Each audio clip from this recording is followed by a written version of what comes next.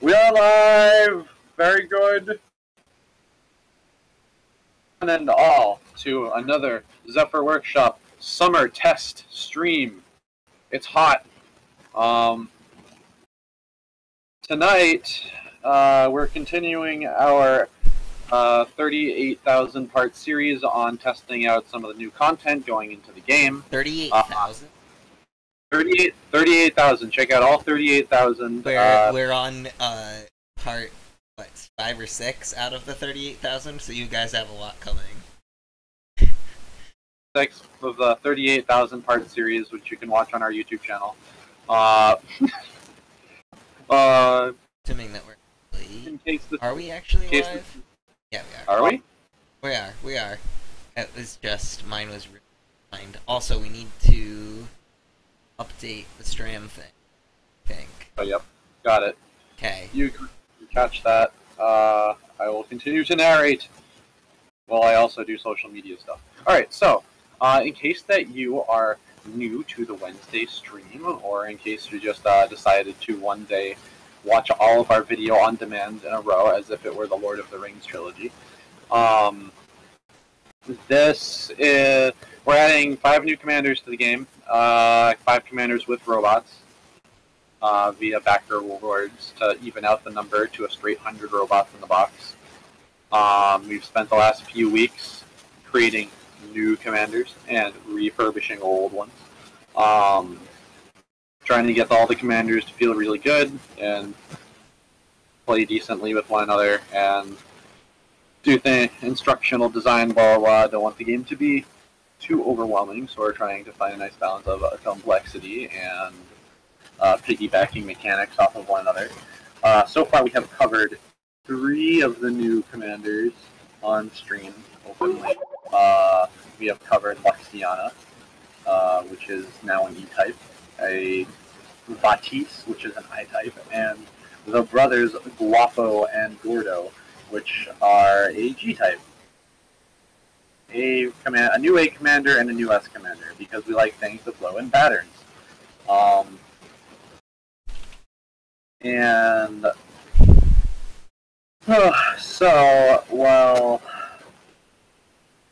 The new S, so these guys took a bit. We went through a few more iterations on these guys than the other 3 robots, which we kind of find a decent sweet spot for them pretty early. We tried a whole bunch of different things with these ones.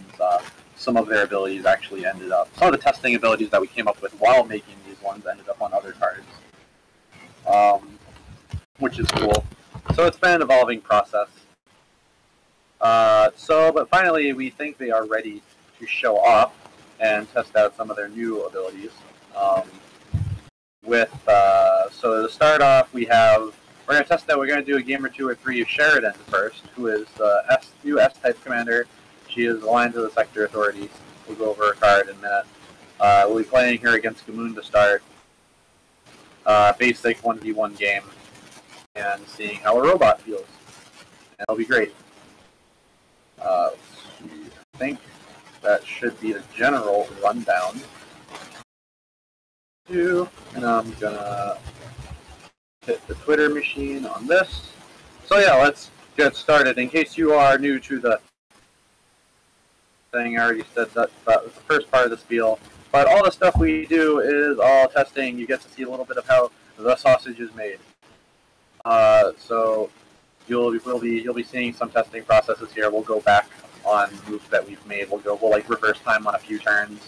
All art, all numbers, everything, all words here are completely tentative,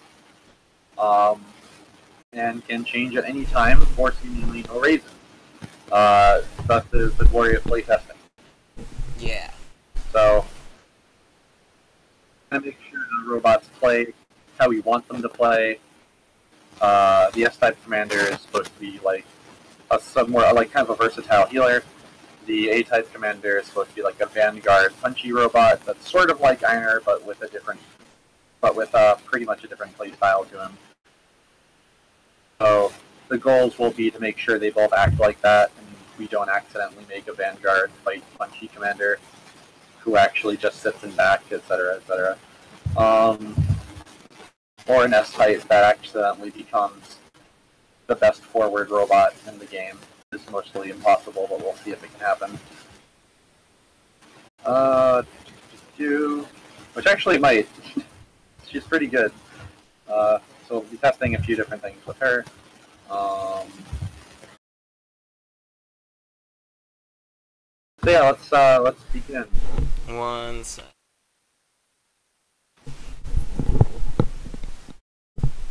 Sorry, I'm trying to fix the stream. I think I have.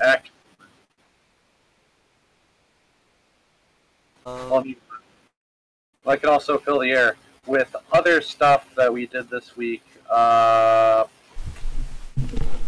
Generally getting stuff ready for Gen Con, getting the tabletop sim demo ready for the end of the month. Made an update a few days ago that you can read up on.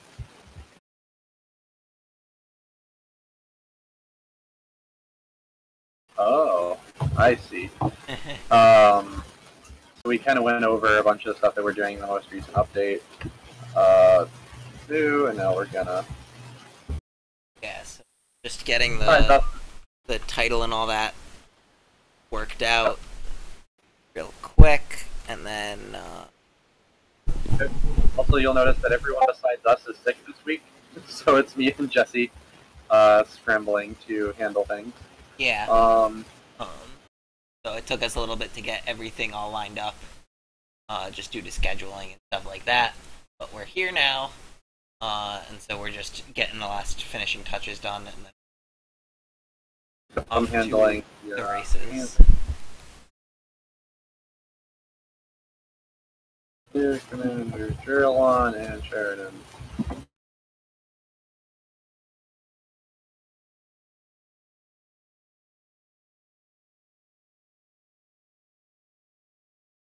So, tabletop simulator. And we also did, the last stream was on Sunday where I drew a new level 3 robot, which we might also be testing this game because the last stream was on Sunday where so we had a level 3 hole to fill, and the one that we were going with wasn't that great, and then we realized that we should do an AEG instead, so there's an even number of robots across every level 3. We already have an AEG, but it's a commander-only robot. So we have a generic AEG for tabletop simulator. Hit, okay. Alright, sweet. Alright, cool. I fixed the stream title. Alright. We got 2 teams lined up here. We got the basic Moon team, which you can find in the demo on Steam Workshop. He's always good to test against. We have like our kind of base teams to test against. We have like we usually run tests against like aggro teams and a defensive team and like a push team and stuff to make sure all the main bases are covered, which is what we're doing tonight. And then we got the new commander, Sheridan, and we'll talk about what she does. Yeah. Go right over to Sheridan. Alright. Good. Alright, legit. So, Sheridan is an S-type commander who pilots a salve robot. And so some of the things that make salves into salves as opposed to any other kind of S-type robot are they tend to be more mobile than most S-types. So pretty much every salve so far has double move as an ability. This salve even has 3 movement to go with it, so it's actually the most mobile S-type by a pretty wide margin. Salves also tend to be more of like a combat healer style of robot, so they'll have closer range abilities than most S-types, but those abilities are pretty good. Here, this salve has a heal with a range of 3 and a radius of 1, and an attack with a range of 3 and a radius of 1. And her heal has self on it, so it can also heal her.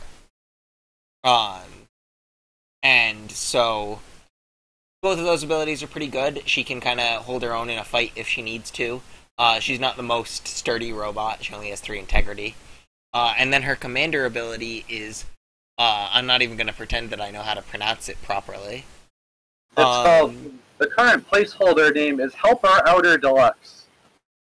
Okay. And obviously not the final name, but... And so that ability says if one of your robots targets an allied robot, it gains reroll 1 until end of turn. So this has some obvious benefits. If you target an ally with a buff, you gain reroll. Pretty straightforward and easy. If you target an ally with a heal, you gain reroll. Pretty straightforward and easy. But it also has some weird synergies that aren't necessarily obvious the first time you look at the robot. For instance, with the Salve 900's attack degradation sphere, you can attack one of your own robots with it to gain the reroll, and then the splash damage could hit another robot that was next to your original target. And so by doing that, you can actually make the attack more accurate by giving yourself an extra reroll at the cost of allies' integrity. And so that's a kind of neat interaction. You can also do it with like lasers. You could like line up a shot through one of your guys, pierce into another guy, and get a reroll off of your own guy for it. So that's kind of neat and takes some getting used to, but it has the potential for some pretty powerful plays. So the team that we're testing out first with Sheridan is the Salve 900, obviously, alongside the Snow 400, which is sort of our go-to if you want just a purely support S-type. The Snow 400 is great for that. It's got a heal and an accuracy boost, and both of those are pretty good, and they have infinite range, so why not? We're using the Ender 600, who really likes it when you buff him, and does pretty alright, but could really use a team supporting him, so this team does a good job of that. We're using the Arrows 100, which has an accuracy boost, so it can boost allies' accuracy, and it has a pretty decent damage single target attack. And we're playing with the Go, which can push guys, which is really cool because you can give your push reroll when you're targeting yourself with it, so that you can get more consistent pushes. And it has an arcing mortar shell attack. And another cool thing about this team is that it has access to 5 combines right off the bat. So it has 3 level 2s, the Arrows, the Snow, and the Salve. And it has the Salve 5000 and the Ender 5000 both available to it above that. It actually also has the Ender 1000. I just don't think we have the piece out on this team, but I can grab it. So it actually has 6. So yeah, so that's the high level on this team. It's got some relatively aggressive guys. The Snow stays in the back and kind of keeps your team healthy. And then if you can line up some shots, you have some potential for very good damage. So, yeah. Alright, awesome. And then Gamoon's team does Gamoon stuff. He is defensive and he can push guys around, and he has lots of HP to chew through. So he's kind of like a good team to go to if you want to see, if you want to test out against, is Sheridan able to chew through all of Gamoon's team's HP? And does she do it too quickly or too slowly? Yep. And is Gamoon's, and then yeah, Gamoon has like movement abilities too. So we'll see how those interact with Sheridan. Alright, let's do the thing. I will play Gamoon. Alrighty. So I'm going to zoom out. Since I'm managing the camera today, I'll try to keep angles interesting, but I'm also going to be playing and thinking about playing and trying to interact with you guys. So if I leave the camera in an angle for too long, I apologize. I'll try to always make sure that I'm at least showing the whole board. And you'll probably see me blocking the board sometimes when I'm reading a card or something. So I apologize for that, but I am going to have to remember what some of these robots do. Alright, are you all set with your placement? Got it. Okay. Are those the new terrain pieces? Asks FunSize85. Oh yeah, that's right. Other new thing for the stream this week. We have a new board! Yay! It's actually just assets that we've had for a bit, but we have just not imported them into Tabletop Sim. So, Yeah, the new terrain pieces, as they will appear on the punch boards in the box, are these. Um, they're like little techno pyramids, and we have like a bunch of different variations and other details, but I just chose to use the basic hexagonal rocks for this one. Yeah, these are the new terrain. These are the new terrain bits, and then Mong has officially begun working on the new board arts too, or he's going to give me sketchy thumbnails for board arts, and then he's going to do the final assets. So the 4-player and 6-player board arts that were unlocked during the Kickstarter are a thing that is happening, or at least finally starting at the moment, along with the new Commander art, I believe, as in I sent the style guide. Now just waiting back, like that. Let's see here. And with this board change, you'll notice that a couple of terrain pieces moved around a little bit. So this is a slightly different layout than the previous board that we were streaming on, but it's still pretty similar overall. It's still got the big honking piece in the middle to block line of sight across the board. The main piece of terrain in front of your robots is kind of moved over to the side a little bit. And where there were previously 2 lone blocks off on each side, and one of them is now gone, and this wall over here moved forward a little bit. That's basically the layout changes. Yep. So yeah, we're just trying to figure out what the best 2-player setup would be for the default terrain, and yeah, this is like it's still just like it's the basic symmetrical thing, like the last setup. Yeah, pretty much for 2-player especially, we're going to try and publish as many good examples of symmetrical terrain as we can, because obviously having it be symmetrical means that both players start on an even footing. And while it's cool to be able to do uneven footing, we want to give you a few different options that we've said are, pretty fair overall. So, that's, I guess, our goal for board placement, terrain placement. Alright, so I have placed my robots, by the way. So, we should be good.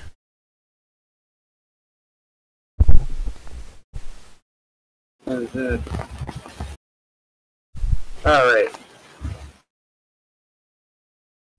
let's see here. I am gonna... Alright, what does my team produce? 18 probably. The way we usually play test with, we just do pretty rapid testing, so... Because we know what the robots do, and the goal is to see if this stuff goes. So we usually skip over explaining every little thing that we do, like in previous streams. But we will obviously still try to give you at least a little bit of a play-by-play, but if we miss something, that's why. Let's see, so start of the turn, my commander can push people. So I'm going to push... He's slow and bulky, and I want to maybe get him up there. Who are you pushing? The ab? Yep. So he gets pushed 6. 1, 2, 3, 4, 5, 6. And now...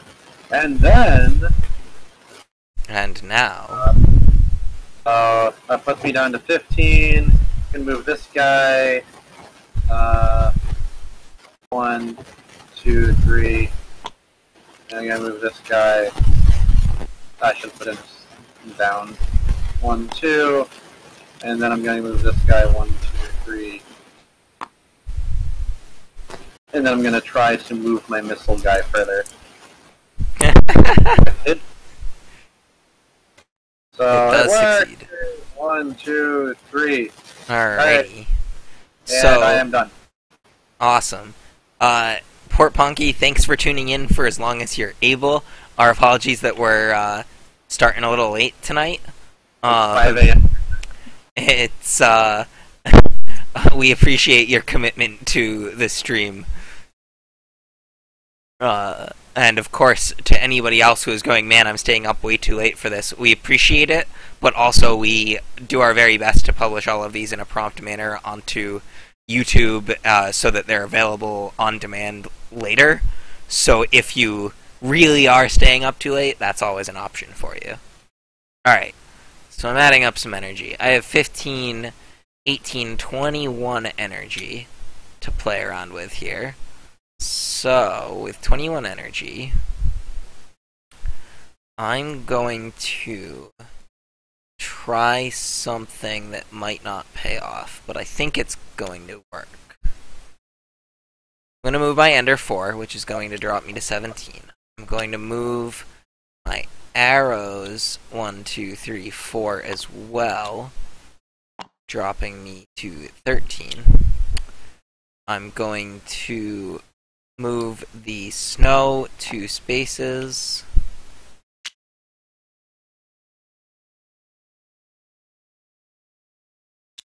Then I will move the go 1, 2, 3, 4.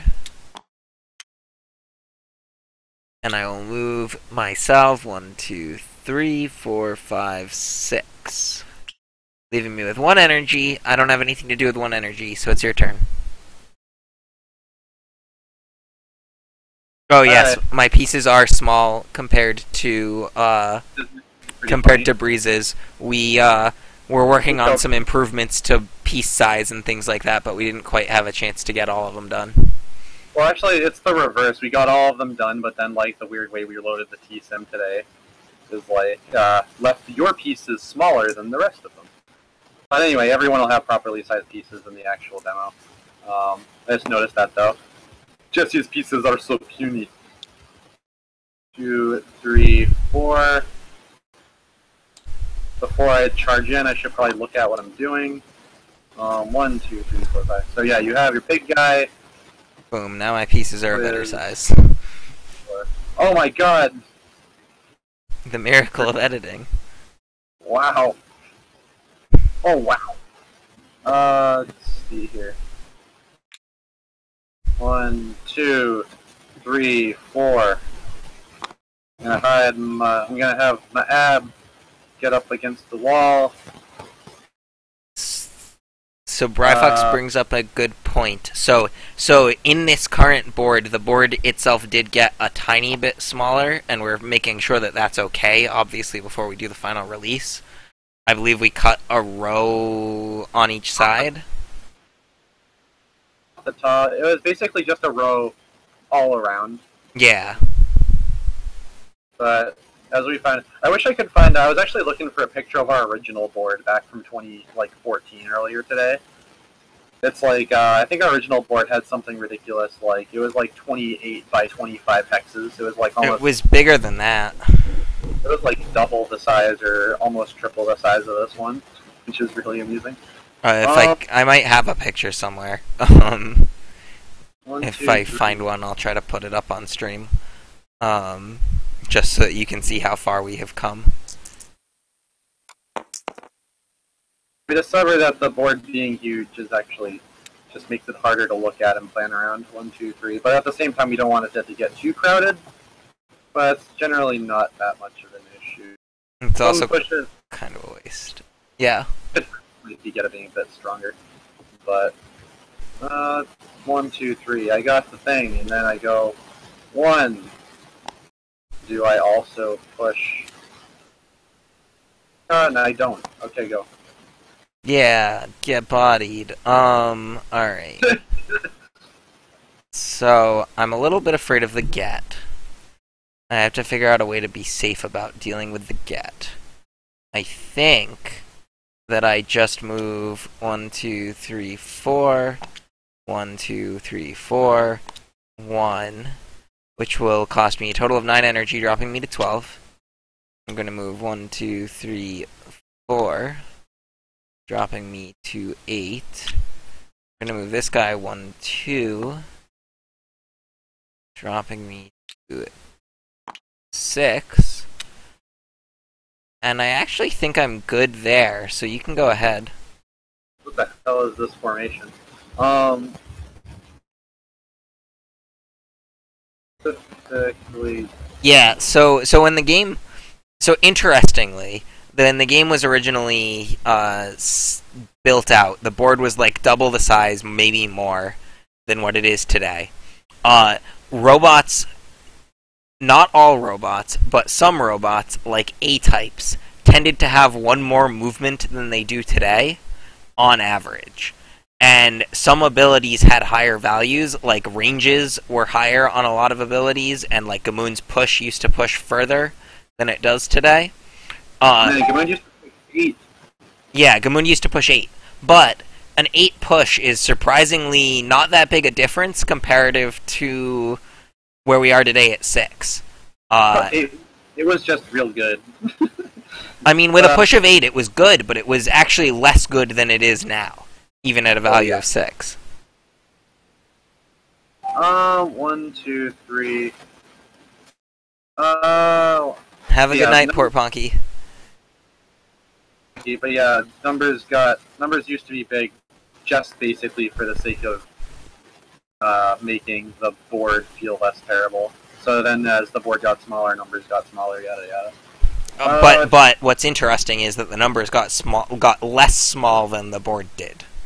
The board has halved in size, and for the most part, the ranges have gone down by like 2 to 3. Yeah. Melee evade. Melee evade. Melee evade. Yeah, how do you deal with it? Fight me. Don't. How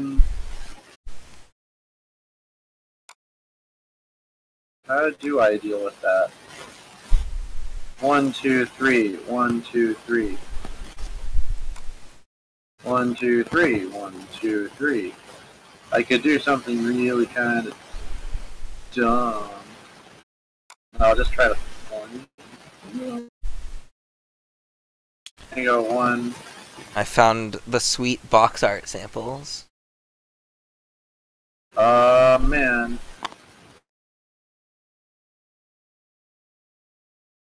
3. 1, 2, 3. Then 1, 2, 3, 4, 5, 6. Okay, so he's safe there. Do I want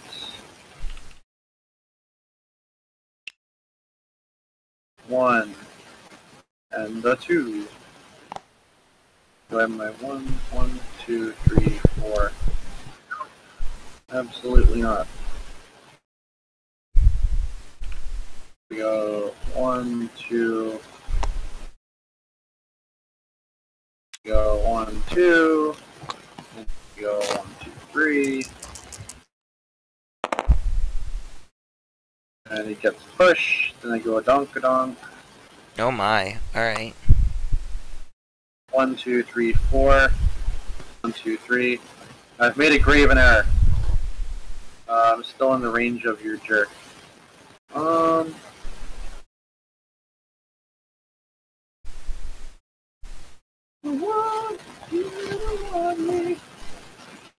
Then, so I moved 3, and then I moved 2, so I'm at 13, and I used the push.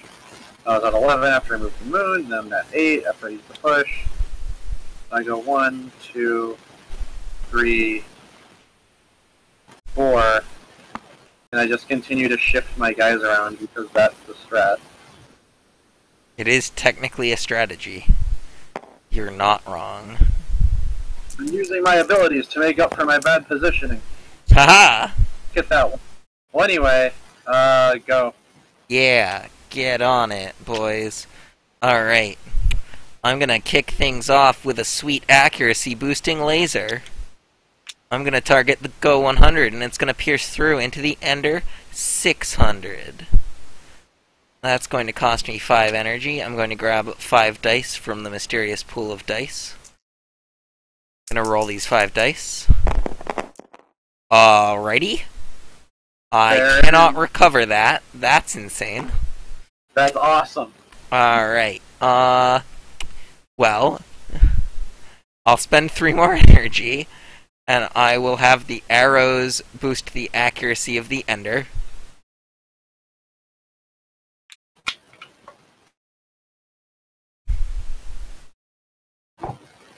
Then I will approach with the Ender. which will cost me 4 more energy. Conveniently dropping me down to 9, which is the energy cost of the Ender's attack. I'm gonna shoot your SSM. Oh, of course you are. Take advantage of my bad positioning. Yeah?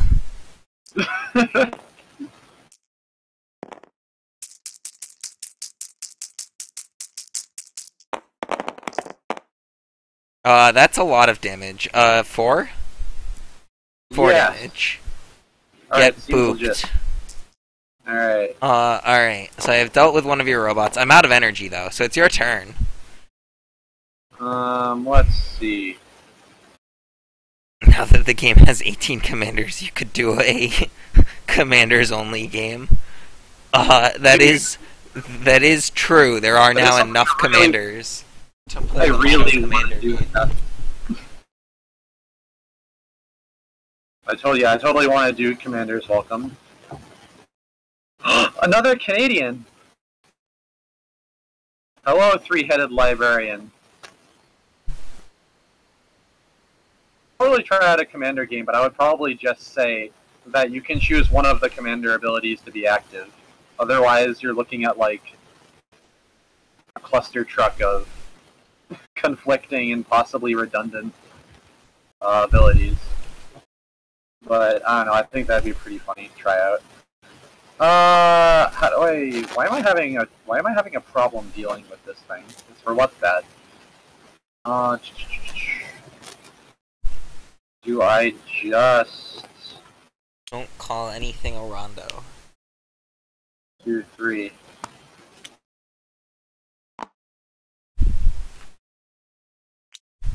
Do I want to... Do I scrap them? Yeah, I'm not really doing anything with Gamuji Boy over here, aside from getting rerolls. I mean, I'll start by shooting your Ender with my ab. Aggressive. I'm looking for Alright. 5s. Got one. And see if I can get the other one and call that robot a day. I did! Oh, look at that! Even the dice I didn't intend to roll is a 6. Nice.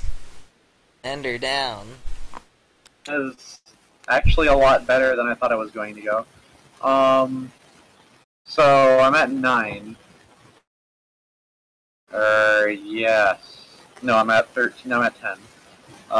And then do I scrap combine? Probably. Yeah, so then I pay 6, and I go down to 4, and I make the SSM 3000.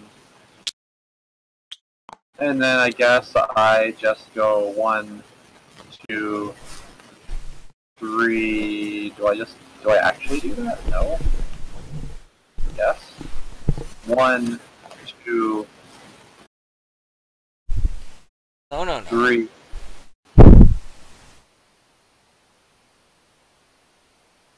Alright. Yeah.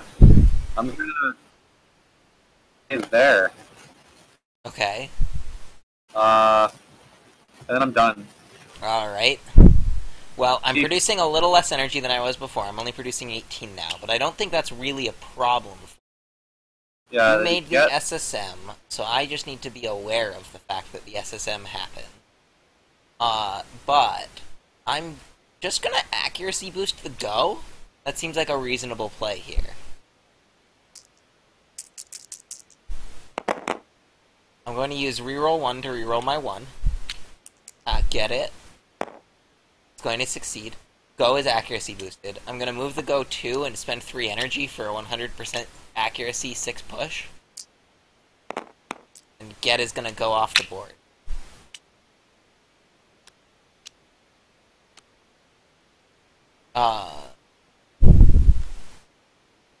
Commander Rondom!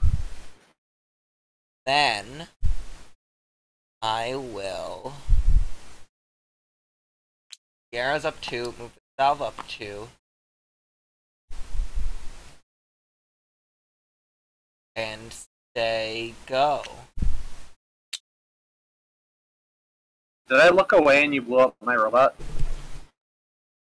I did look away and you blew up my robot. I shoved him off the board! With How did you shove him off the board? I accuracy boosted the go. I wasn't 6. Oh, you pushed me off the top of the board. Oh. I pushed So, you off that way. Interesting. I didn't plan for that. Alright, let's see. I probably should have just hugged the wall and stood where you're standing now. Whoops.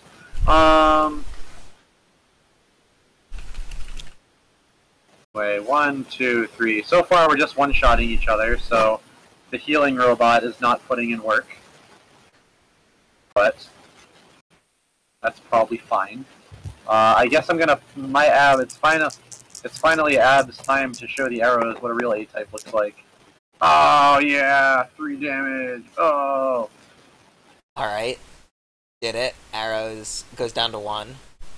2, 3, 1, 2, 3. That was, I'm producing 6, 10, 14 energy. I got a net gain last turn. So, 14, 6 that I spent, so I'm at 8. 1, 2, 3, 4, 5, 6, 7, 8, 9. Oh man, Myth Rocket Goat Bot is still really good. Who would have thought? Dude, I'm gonna use the last of my... Yeah, that's probably bad for me, but hopefully the odds will be in my favor. You want to talk about Radius? I'll show you Radius. I mean, it's fine. Who are you shooting at? Probably... I guess it doesn't actually matter, does it? Not really. I'll shoot at your commander, I guess. Let's see what I get. Uno. 1 damage to everybody. Yeah, you still destroy the arrows, but everyone It's a else... bloodbath out here. It's an absolute bloodbath. It's a massacre. Go. There's... Alright. One of these days we'll get Vince McMahon to narrate the AEGIS World Cup. So I'm producing 13 energy. So...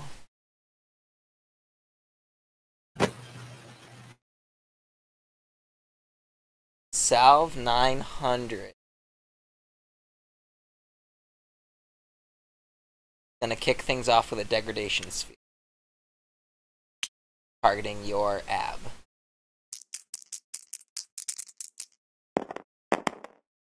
Not going to succeed, which is unfortunate for me. Go is going to... Or no, then I'll move the salve back a space. The go is going to move up 2. And then I'm going to use the go's action to push your ab. Which will succeed twice, pushing you back 3 and plonking you harmlessly against the wall. And then my remaining energy,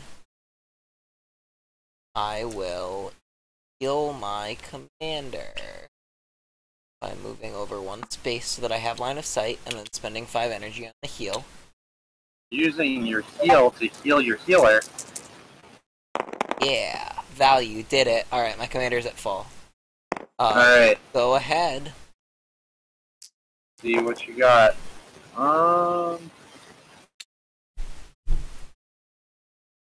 So actually, it's funny because Sheridan's design, there are 2 robots that are basically immortal. So we already have a robot that can resurrect itself and a robot that can redirect damage. And then Sheridan is actually just really, really good at healing herself and getting healed. So there's the gameplay pattern across the Kickstart Dawn commanders at the moment. They're really good at lasting. 1, 2, 3.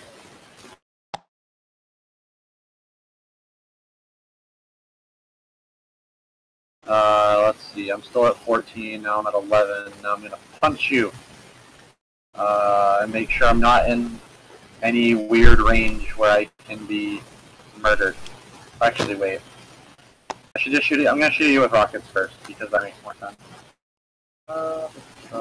Shoot to go with rockets. What do I get? Nada. Get bodied. Good. Alright. I'm down to 8. I'm going down to 5, and now I'm going down to 2. And I'm gonna see if I can go the hands. I don't. Yeah. Go. Yeah. Got it, boys. Alright, how much integrity does the app have? 5? Alright. We're gonna move the snow back a space. We're gonna spend 5. Okay, well, I lost my energy tracker. 1 sec. I'm going to take a moment to lock down my energy tracker piece so that I don't have this problem. Alright. I'm gonna spend 5 energy, down to 7. I'm gonna roll 5 dice to accuracy boost the go.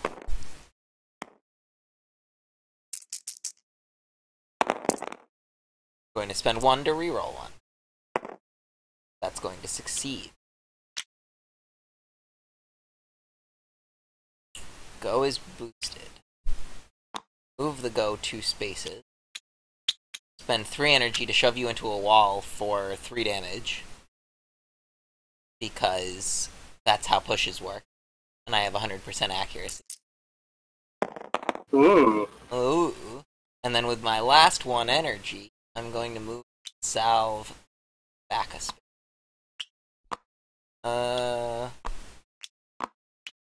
Yeah. Go ahead. Then, alright, cool. What do I want to do here?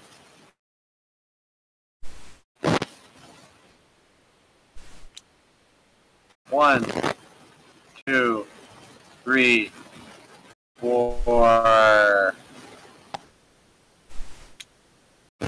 I'm down to 10. Down to 9. Down to 6. As I try to move my dude, and I do with Ika. 1, 2, 3. And then I go 1, 2, 3. And go. What's that? What? 2? Ab is at 2. Alright.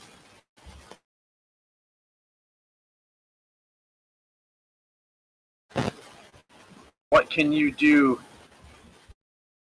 What can I do? I can probably not do a heck of a lot this time. So I know you're trying to make. I need to figure out how I beat the get zone. Valiant combat.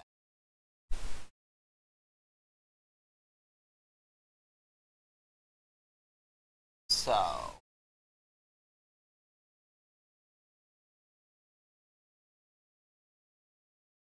I could an arrow. Doesn't seem a terrible strategy.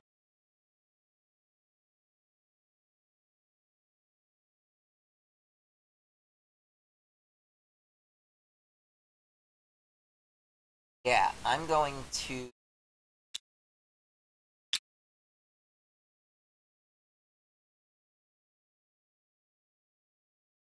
I'm gonna spend 7 energy. Dropping Yep. to 6, and I'm gonna combine my commander with red arrows. Ooh. 1,000. Then I'm Got gonna it. waddle the snow up. Waddle the go. Back. Here. And that's gonna be my turn. Go ahead. Okay, this is gonna be really dumb. Still start my turn with 14. I'm gonna do the thing where I shoot at pay 5 to go down to 9 and shoot at your new combined robot. So that's 2 damage. And then Wow. 3 damage. Oh boy. Down to 1. See, he's got 4 HP, right? Yeah. Then I pay 8, and I make the get some. And lo and behold, you didn't foil my plan by moving outside of his axis. I mean, I couldn't do both. So yeah. So you managed to destroy Probably the arrow not. turn.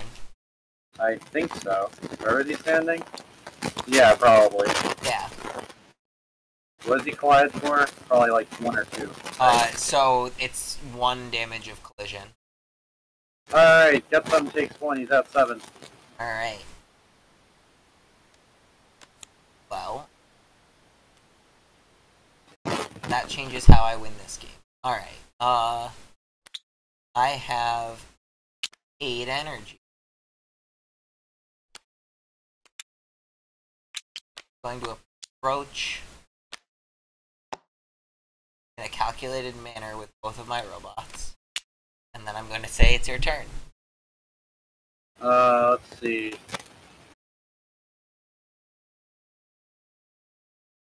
I always look for new opportunities to test to get some. 1, 2, 3. Or, let's see, I'll start him here. And then I have 12 energy, so I go 1, 2. Yes, yeah, 1, 2. Let me play. And then I do the thing where I try to move him, so I have 7. Yay! 1, 2, 3. And I go 1, 2, 3. Think? How much?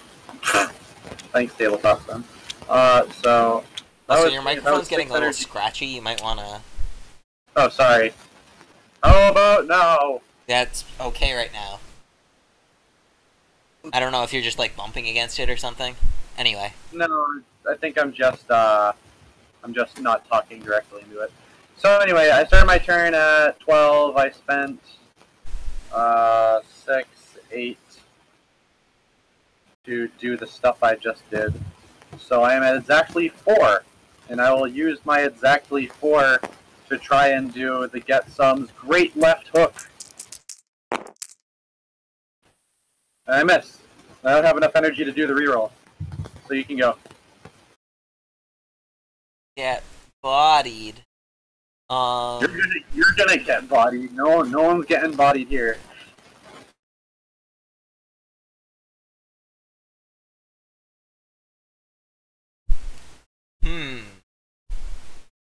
How do I...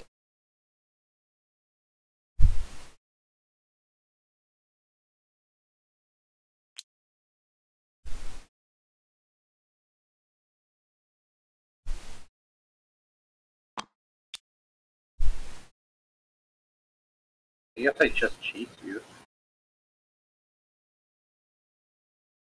Oh, I guess, yeah, you can lure me into a spot where I can potentially get pushed off the board.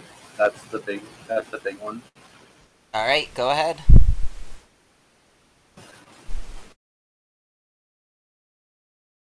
How much HP does the Go have? It's currently at 5. Alright. Well, let's see if I can do the thing where I go 1, 2, 3, 1, 2, 3. This is actually a gamble.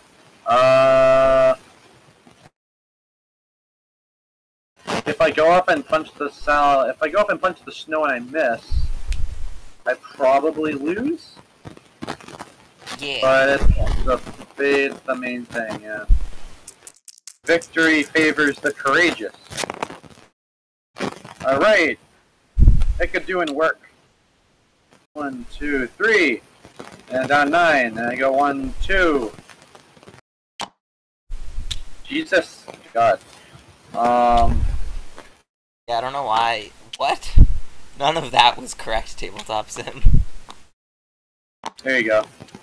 Let's see here. He is shrunk. So anyway. Did it shrink? Anyway. Just small. So I'm your snow, and I have enough energy to do the reroll. Wow. Got it. Yep. Oh, not that was much of a. It was pretty much an uphill battle for you anyway. Yeah. From there, I could have moved what do you think you did? Hope to push.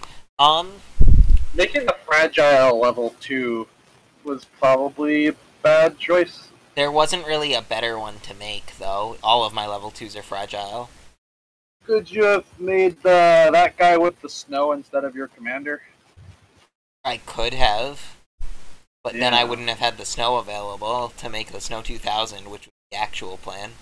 Oh, that's what you were trying to do? Okay, I needed you to not roll exactly 3 damage on your attack that averages less than 3 damage.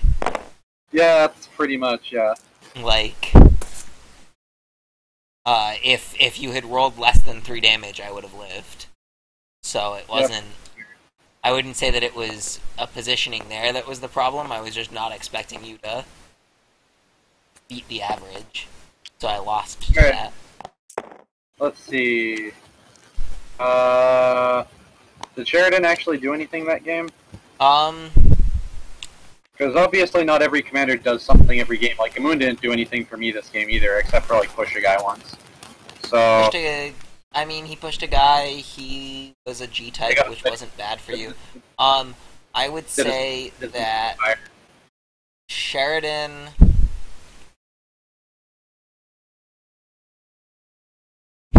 So... The hard part, I guess, she didn't really do a ton that game, but I think she didn't really do a ton because there was a lot of just robots instantly blowing up this game. One for one. Heals were just generally bad in this game because, like, the Ender traded 1 for 1 and then the arrows just died. If that hadn't happened, if, like, the arrows had lived through the attack, or if the Ender had lived, if either of those things had happened, then I would have been in a lot better shape and I could have had the heal matter, but without the heal mattering, she definitely feels underwhelming. Yeah. Alright, different test rail this time. What to do next for good stuff. Just swap the teams. Well, how about I just put the Sheridan on this team, obviously. Put Sheridan on Gamoon? Yeah, instead of Gamoon, and I just throw Gamoon over there and see what happens, because Gamoon's generally good. I don't think Gamoon does anything with this team, to be honest with you. Probably not. He has very little synergy, and he sucks out 2 extra energy production on a team that kind of needs a lot of it. That's fair. I'm wondering how Sheridan does against a team with lots of HP. A free piece of advice to anyone watching this stream. I would not recommend running Gamoon on the same team as the Ender 600 basically ever, because you just don't have the energy to make it worthwhile.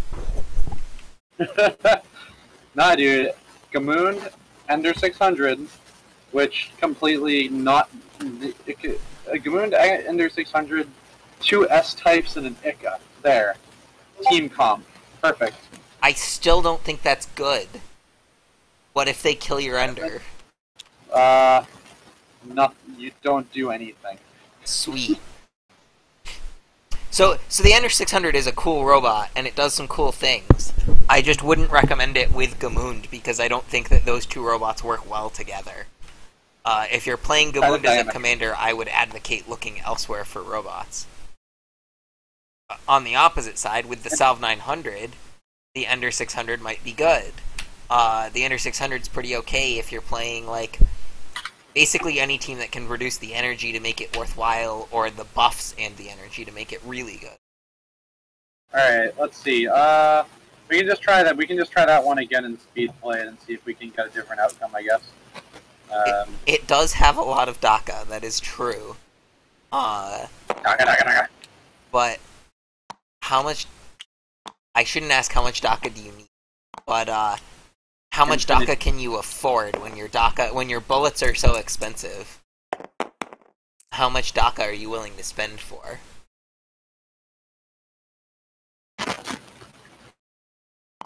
I've done the same thing.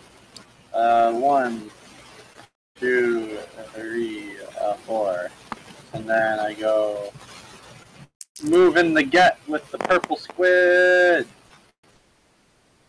Pulls so far. 1, 2, 3, 4, 3, and then I go 1, 2, 3, and I pretty much approach it with almost the exact same things I did last game, except maybe I'll move the SSM up here this time. 1, 2, 3, or 1,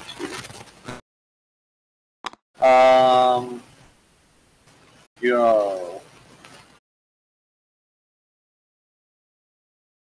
What is this, House Hunters?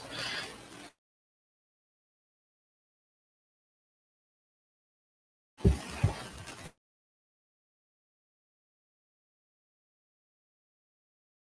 always want as much DACA as possible. But if all you have is DACA, how will you go fast?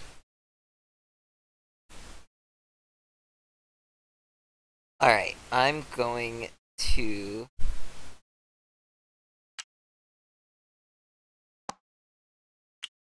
move the snow. I will advance the snow. I will advance the N.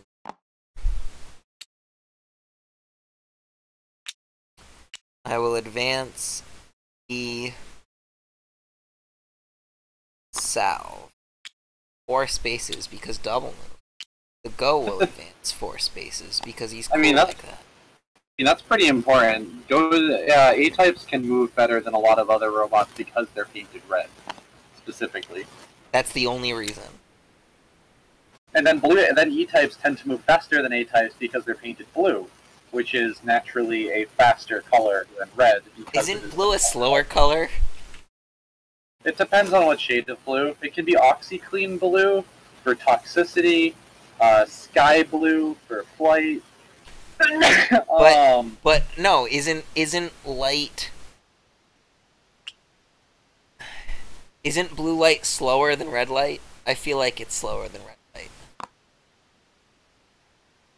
light. 2, 3, 4. Am I still in your range? 1, 2, 3, 4. Nope. And I go 1, 2, 3. Get my guys in range to flank. 1, 2. And then I go 1, 2. So I use 7 so far, 9 so far, 10, 11, 12, 13. 1, 2, 3, 4, 5, 12. And then I'm going to move the SSM with Squid. Look at all those rolls I'm not failing. 1, 2, 3. Get at me. And then I'm at 3 left, so I'll go 1, 2, 3. Go.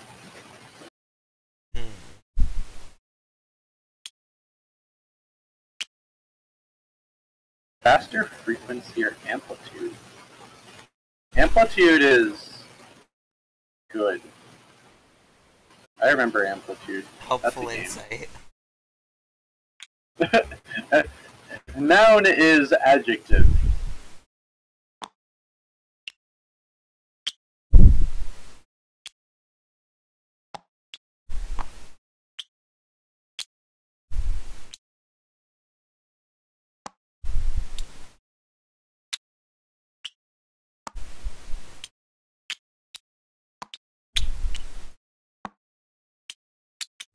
Go ahead.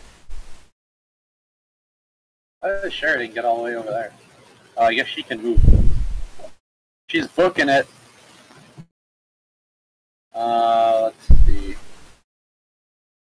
Not used to having to keep a S-type's movement range in mind. Haha. Very cool. Your S-type is going to engage my S-type, and I'm going to lose. There you have it. She wins the S-type versus S-type war. But I'm gonna... So I have an important question about DACA. I'm gonna shoot rockets. If I'm gonna shoot DACA, you go. Sure, that's fine. 0. So, if I have 2 weapons that shoot at the same rate, but one of them shoots bigger bullets, which one is superior? Which one has more DACA? Wow, I nailed nothing on that roll. Which one is Nice. superior? Got him. Made him spend 6 energy and got nothing. 1, 2, 3. Gamoon's coming in to fight your commander. One commander can beat your commander up. 11 down to 8. That movement assist. Yeah, Lusika's doing stuff. 1, 2, 3. Not putting him next to you because your attack's radial.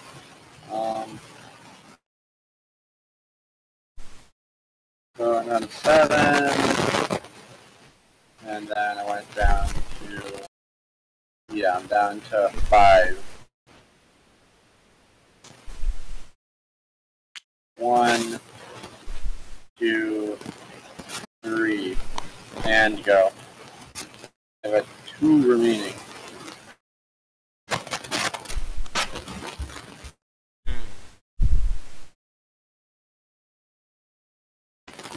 Educational stream.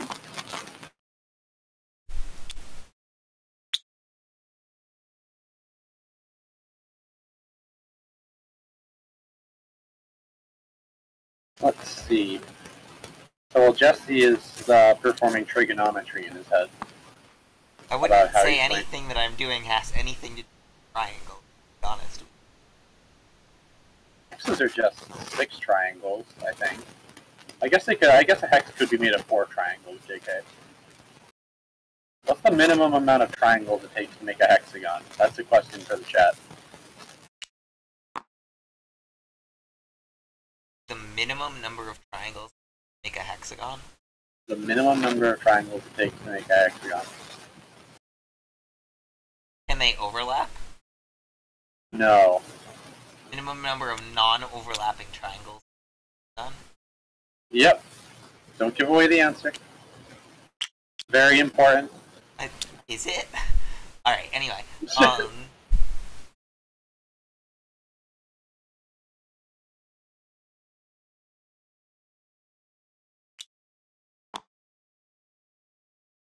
we have enough energy? 1 plus 6 is 7. Plus... Oh no, I can't even do it. Alright, Beautiful.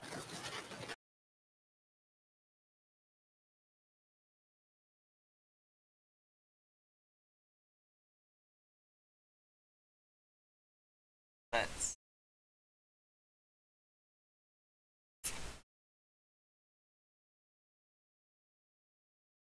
Alright.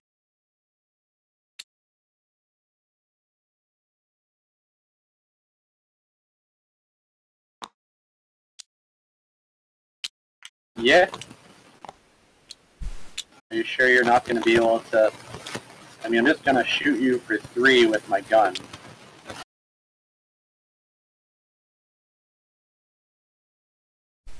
Or are you going to shoot me with your gun?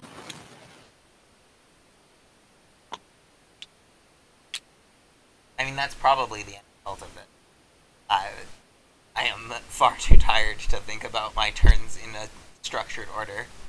So I am thinking about them in a non-structured order. He's been delinearized. I would say that's probably not line of sight. Yeah. Fine. Alright, yeah, I have a bunch of energy left. I'm just shoot. I actually have, hold on. I move 1, 2, 4, 5, 9. So I have 12 energy left. So it's actually correct in the sequence that I totally followed, cheat down at all, to use the accuracy boost from arrows on the try to shoot. Okay. What are you looking for? 4s are better. Yay!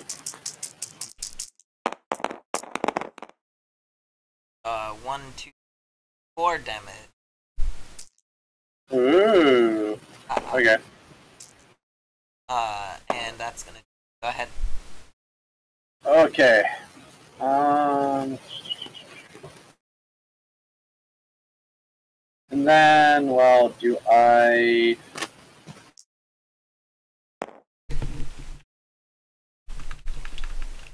Start at 18. 1, 2, 3, 4. 1, 2, 3, 4, 5. Yeah, okay. So I'm down to 16. I'm down to 14. I'm going to do a thing where I roll dice to make it... Let's see if I can move the get. I have plays. Yeah. 1, 2. That's pretty much it. Okay. Alright. So down to 14 after, down to 11 after that. Gonna pay 2 and use his blunderbuss with this yellow and this green dice. Oh! Alright. That's 2 damage on your ender. 3 damage on your ender. Alright, ender is... Actually, it's not... Oh, yeah, it is. No, it isn't. Yeah, it is. Alright, yeah. Oh yeah, even with your melee evade that I totally forgot about, it's still a success. I had to think about it. Yeah. Either way, I would just move to the other spot. 1, 2, 3, 4.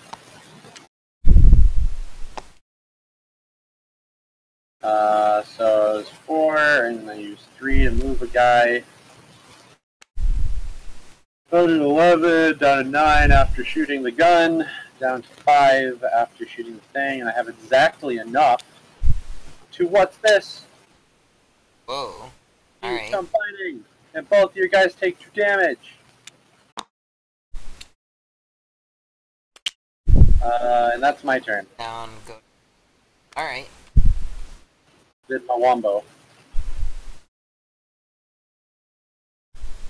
So the App 2000 is on the field. He flexes his muscles when he comes into play to deal 2 damage, thereby 2 around him. With the power of Detonator.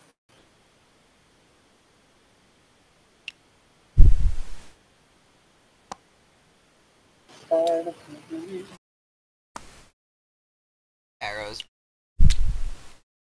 Gonna spend 3 energy, shoot the shot at your ab. Shooting the shot at me. Okay.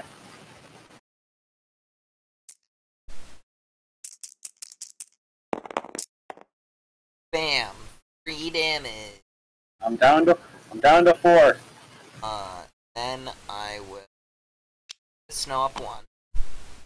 Give myself line of sight. I will leverage this line of sight. Sweet accuracy buffs on the go.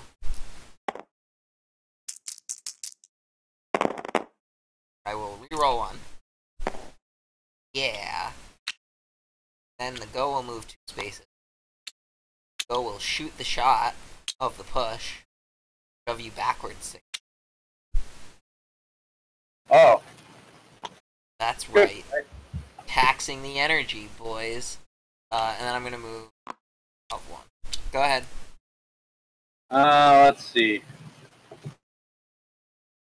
1, 2, 3, 4, 5, 6, 7, 8, 9. I shoot. I'm gonna shoot at your arrows with my SSM, I guess. Alright. The Ika's rolled nothing but 6s this whole game. So surely that's 1 damage on arrows. Alright, arrows to 3. And another damage, maybe. No. Okay, 1 damage. Body. SSM not like me here. So I was 7 energy and I produced 5, 8, 13, 17. I lost 1. So anyway, so I'm at 10. And I go 1, 2, 3. Move up there like that. Down to 7. I guess I just paid 3 to try to use Ica to move a guy. I got it! Because Ica rolls nothing but 6s. 2, 3. Down to 4. And I... 1, 2. I guess I'll just continue to go 1, 2. And I'll have 2 left to do the Breaker Magnum. 0. Okay, go. Yeah, got him. Alright. So I do have one more question about DACA, real quick, before I take my turn. And that question is, which of these 2 robots has more DACA? The Ender 600 with his Ender 3 Gatling cannon that fires 9 rounds and takes 1 robot to shoot, but takes a lot of energy. Or the SSM 8000, which takes 4 boys to shoot, but has an X ability, so you can spend as much as you want to shoot as many shots as you want. And its shots are bigger because they're missiles. True. Which of these has more DACA, please and thank you? Oh, also, surprise, we have level 4s in the sim now. Oh yeah, also, by the way, there are level 4s in the sim. Who knew? Yay! Took us like a year, but yeah, we're testing them and stuff. They're great. Alright. So... I will approach. I will shoot the shot.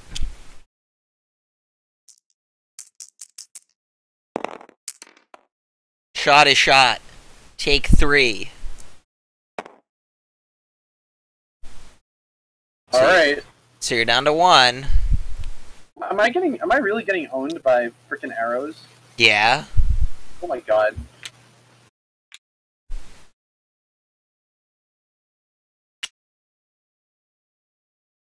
The SSM would only have more DACA, but which weapon would be better is the other question.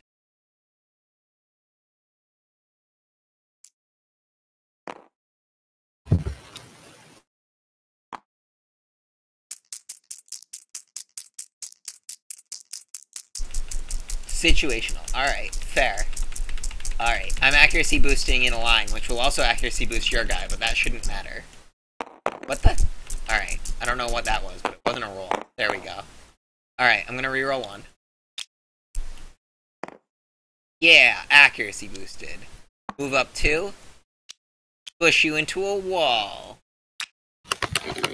A blamzo. Get out of here. Okay. Also, I accidentally threw your piece off.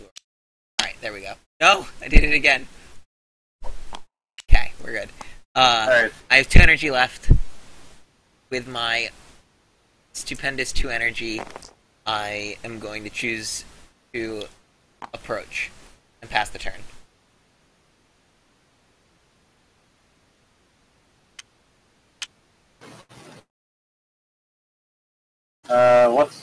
What's your arrows at?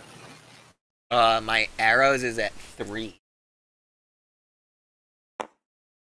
I guess I will do the. Oh, let's see. I start my turn with 8, 12 now, so I guess I'll use 6 of that to just shoot at your arrows. Makes sense. 1. Yay! 2. Do I spend the 7th to try to kill him? Yes. 2. My god. Well, guess what? Gamun's gonna ping him for 1. Oh wow, he is. Alright.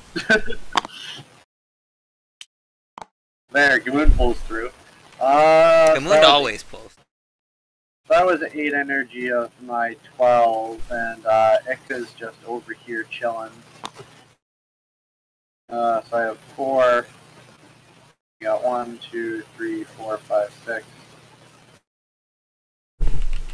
Oh, I'm gonna make an aggressive play.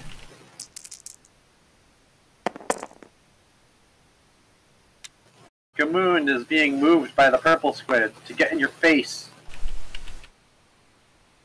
There, the threat's there. Wait. Oh, okay, yeah, you squidded. Okay, gotcha. Alright. All set? Yep. Alright, I have 13.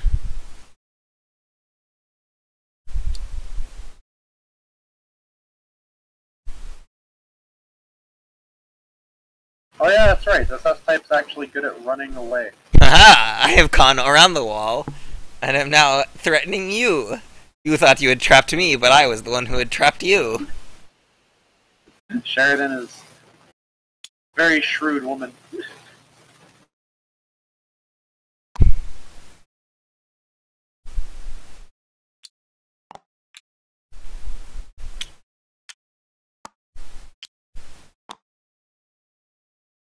Go ahead.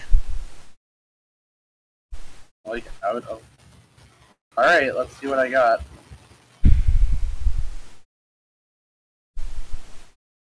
Alright, UI... Built out of geometry is an interesting description. Yeah, like res. Oh my god, look at how Ika hasn't missed a single thing this whole game. Yeah, Ika puts in work. 2, 3. Sure. Move away, even though you can close that gap very easily.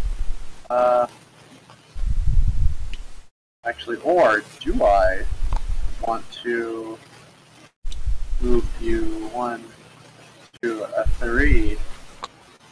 Now my Eka can still maybe get to him next turn. Anyway, just my minimum range. So I'm at 12, now I'm at 9.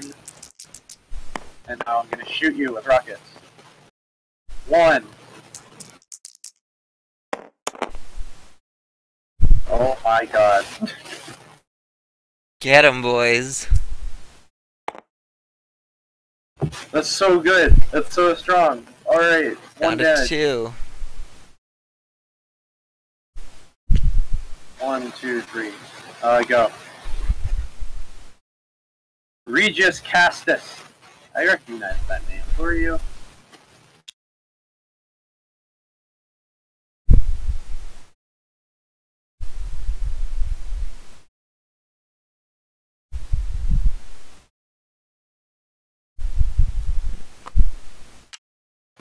Someone you may know.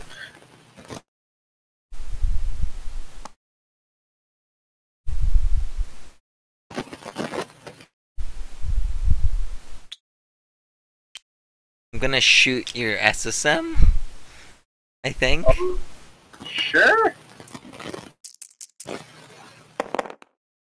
I'm not gonna do anything with that, though. We can't show it off here, but if I could bring it up really quick. So the Sheridan's ability scales up 2v2 and 3v3 or whatever. So it says ally robots. So if any of your robots target any ally robot, her ability also triggers. That gives her like a whole different range of helping your ally. I'm gonna try and shove the Ika off the map. I know you. Hey, Boom! Tuck, what's up? Got it! Not quite. But I got you to almost off the board with your Ika. Go ahead. Snow's gonna move up 1. Go ahead. Oh yeah, you actually went after my Ika. Okay. This is stupid. 1, 2, 3. I can't get to you. Yeah, that's right. Calculated. Wow. Can't even 1. hit me. You Do can't do hit do me. do. Do do do do. 1, 2, 1, 2, 3, 4. 1, 2, 3, 4, 5, 6. Will I? 1, 2, 3, 4. And I am exactly. Will in Ika range. fail the first action of the game? Let's find out. Yes! Oh my god. It failed you in your hour of need. My Ika just Tom Brady'd me. What the? We went 19 and how? 1, 2. 19 and 1, boys. What's Sheridan at? 2 still? Okay. Dose. What's my SSM at? 3. I'm at 12, and if I go 1, 2, 3, I'm at 8. I can go like that. I have the play. Never mind, I got it. What's the play? I'm not gonna waste the echo. We're gonna go reverse time. Because the actual play is I go 1, 2, 3. But doesn't that not work? Oh. No, that doesn't work. Oh, that's right, because this guy is 1 range now. Yeah. Give me a second. 1, 2, 1, 2, 1, 2, 3. Combine. Alright. And then then Goatbot slams you, and we can probably just call that because there's no point in continuing because Sheridan's not really being tested anymore. And eventually, I guess I just shoot rockets at you until you make your way over to me and punch me. I definitely win that fight, though. Probably, yes. I don't think there's a way for you to win this battle. Right. Yeah, so she's interesting. Also, Tuck's in the chat if you want to say hi to him. Yeah, I saw. She is something. Her biggest problem, I would say, is that her second ability is very inaccurate compared to her first, but I really want to play her as, like, an offensive robot in some situations. Actually funny. Wait, doesn't it? They have the same accuracy. Except that her first ability has reroll 1 all the time. Yeah. And her second ability doesn't. And so they're weirdly non-symmetrical, which is kind of wonky. Ah. It's actually a case where I would almost prefer to just, like, how busted is she if she also has reroll 1? I don't know. Maybe real good. But, like, I would like her second action to be better. Kills 100% of the time. I mean, it's still only like 90-something% of the time. It's fine. There are no 100%. Except for the things that have a 1-up. Yes. Her allies can boost her accuracy, and that's true, but then I have to, like... The problem is that, like, the allies that are able to boost her accuracy by a meaningful amount, like the arrows, for instance... The arrows is a good example of this. It can boost her accuracy by 1 pretty easily. But I think I'd rather just hit them with a blast arrow if I can get in range. Probably. Having rerolls for multiple abilities would stack currently, and so if we gave her reroll 1 plus her ability, then she'd have reroll 2 whenever she uses her heal on an ally, which is pretty close to 100% accuracy. You have to roll triple 1s or roll a whole bunch of 1s on your rerolls in order for that attack to fail. So I would say it's probably less than a 2% chance, I think. Alright, let's jump into... let's do one more with Sheridan. Swap out some robots so she actually does something different. Alright. Defensive synergy. Let me go to the board. Wherever the board is. Alright, let's see here. What do we got? We have a team with 3 salves. Yeah, I don't think that team's gonna be great here, to be honest with you. I think that the team with the Gon and the SSM and Gel might be pretty okay, though. Yeah, so we're going to a more mid-range strategy, and she ends up being... This is basically almost like the Poppet default team. So we're going to go for that range and AoE. And then the only other thing I have to do is I have to swap some combines around. So we lose access to the salves, which is kind of a shame. We gain access to an SSM. And we have access to the INAID combine, but I don't think that matters. Are there any others? It might just be the SSM. Let me see that guy. Well, if you play an E-type instead of the Ionade, or if you played an ELL instead of the Ionade, I think it synergizes way better with her anyway. Probably. The question is, what ELL do I play? Probably just this normal 100 over here. The 100.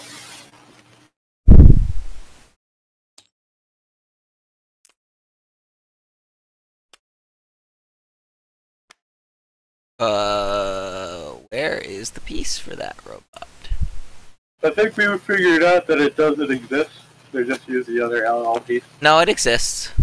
Oh, snap, you found it.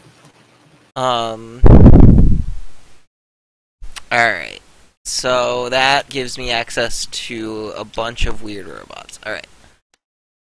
So now the salves are back on the menu. I also gain access to the L combine. Not that one, though. But rather this one.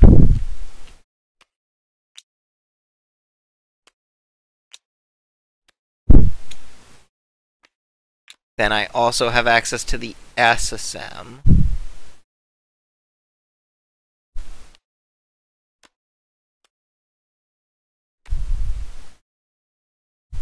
I'm gonna steal your piece wherever it ended up. Where did the SSM go? Where did the piece for your SSM end up? The combine. Oh. Solid. Got it. Well, it's somewhere. Improvise. Gonna do some. Then what else do I have? I get this guy, I guess. Oh yeah, that's the other thing. You can go up to that level 3, which also Sheridan, if you want to get AoE value. But you don't really want to do that against Gamoon's team anyway. Or I can't really get him because I don't have the A, so it's not actually an option right here. I think that's probably all the ones that super matter. I found the SSM. Alright. So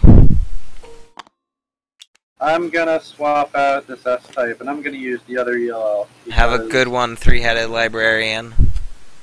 See you later. I will have the new level 3 on my team. Oh yeah, that's right, we didn't even tell it. I forgot, we looked. Obviously, we know what this guy does. We haven't talked about him. He does weird stuff. So he is an AEG, he's gonna be an L. Pay no attention to the thing that says name or the thing that says notes. Yeah, baby. And, so he, let's see. So he's got a pretty typical L bomb, but it's a little more accurate than some of the other ones. It does 2 damage, it hits on 4 up, which is pretty powerful. Has a 5 distance and a 3 radius, and then his second ability is a 3-2 up, but all of them have to be 2 or better, and it does 3 damage to everything in a radius of 3. And then he has Detonator 2 as a combined ability, so he comes in and does 2 damage to guys in a radius of 2. And then he has Flight, and then he also has Parting Cannon 3, so when he dies, he can do 2 damage to a guy up to 3 away. So he's basically just a lot of guaranteed damage. None of his stats are terribly high for a robot of this level, but he does do a lot of damage. This guy has incredibly high damage potential when you consider his entry, his exit, and then his abilities. He can do a lot of damage. But he's also not very stable. He has not a lot of HP. Yeah, he doesn't have the most integrity, the most movement, or the most energy production, but he kind of makes up for it by exploding a lot. Pretty much. He She looks, yeah, he booms. Yeah. And parting cannon is just parting shot, but shootier. Where parting shot always does 1 damage, parting cannon does 2 damage, and it's basically only found on higher level guys. Yeah, because it's very powerful. And then let me just give you an L, because that's, I think, the only thing you're missing that you'll need for the team. So you now have an L2000. Alright. So we have teams. Got it. I think the teams more or less work. Oh, I'm missing a Gon. That seems relevant. Well, Gon's card is up there somewhere. No, I'm missing the Gon combine. Oh. You don't need that. Yeah, I do. What are you talking about? You don't need that. I don't need that. It's so good here. Search. The Gon combines. I have it. I already have it. Oh, okay. Fine. I was just saying I needed it. Alright, let's see. What's we got? Here's a Gon chip. Hooray. Alright. And we got... I'm missing my ab piece. The radar. Let's see. When you killed my ab, where did you go? I did not know what creatine was. Fascinating. What is creatine? It's a thing that bodybuilders use. Actually, yeah, it totally does look like General Grievous took creatine. Yeah, I didn't know that. That was.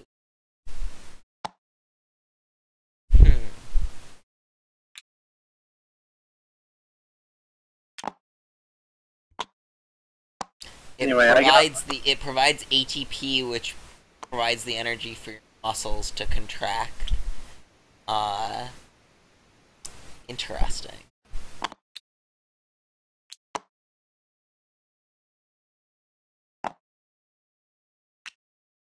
Whoa. Unexpected zooming. Alright. Alright, I got my team set up. Cool. I will... Our friend... Good night, friend size. We're working on getting Mad Swole every day. Are we? Yeah. Oh. Alright. I've placed robots.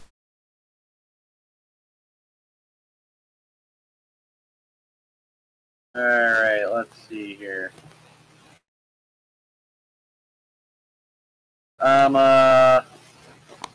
Do stuff. 1, 2, 3, 4, 5. Oh yeah, what's my starting energy? I'm actually starting at like 16 or something. I have a really low energy team. Not really, really low, but 1, 2, 3, 4. I can change the size of my tokens anytime I want. 3. Such a dinky tokens. See, look, now they are the big tokens. 1, 2, In fact, my 3. SSM is now too large. 1, 2, 3. My guys. Let's see, 5, 8, 15, 16. Okay. I am the done.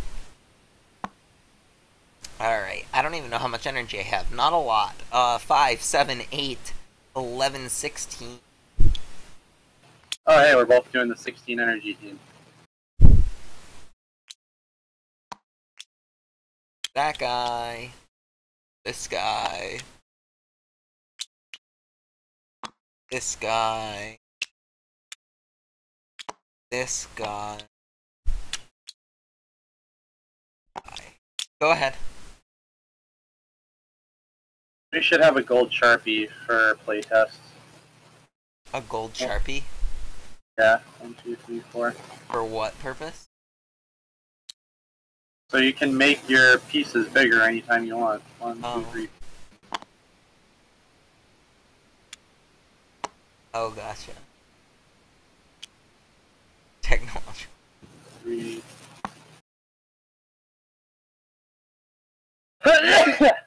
Blah, blah, blah. I shot. Oh no, Ika's already failing me. Get got. What? Okay.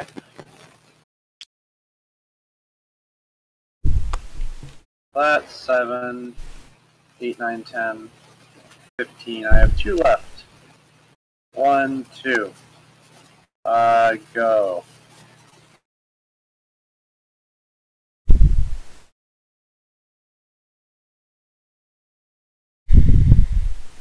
Okay.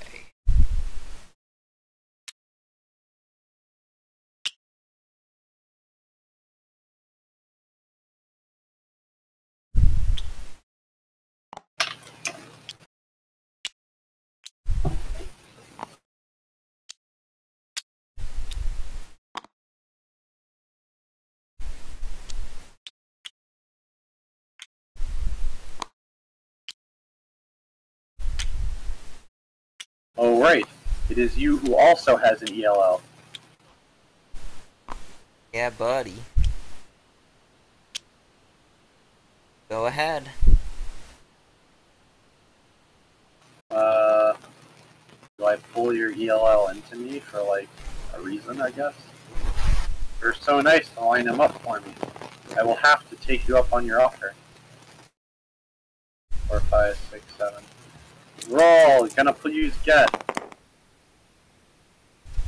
Oh, snizzap. 1, 2, 3, 4, 5, 6. Right in my face.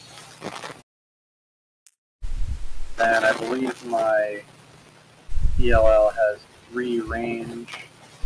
So I'm gonna move him over 1. I'm at 13, now I'm at 12. And I'm gonna roll dice. Because you are foolish to come into my absolute territory. Yeah, 2 damage on your L. -2. And I guess I shoot Gamoon. Then I re-roll Gamoon. Haha.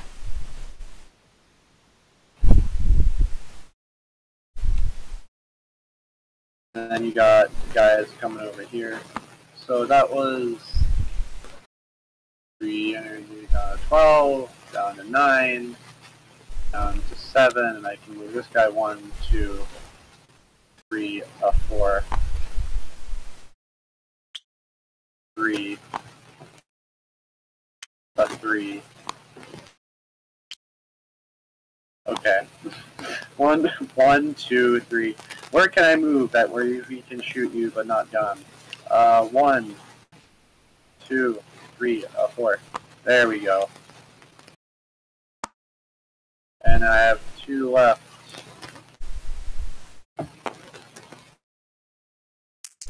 Shoot. Gel. 2 damage. Alright, Joe goes to 3. And you go.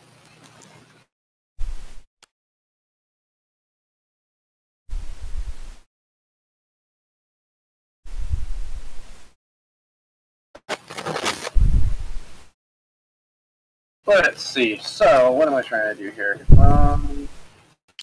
Alright, so Joe's gonna shoot your ab. Yep.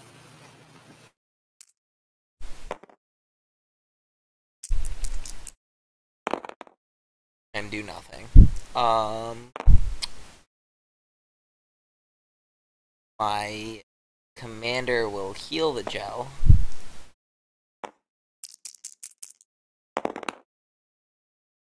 Or not. My commander will move backwards like the tactical baller. that it is.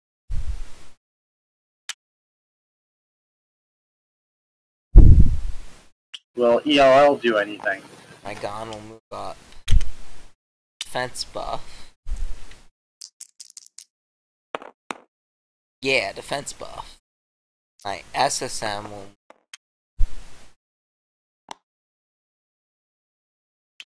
up. My Sure. ELL You can walk up and punch your SSM. will fire. The L fire will miss. Okay. At your ELL. Seems legit. 2 damage. Alright, I am also down to 2. Go ahead. Okay.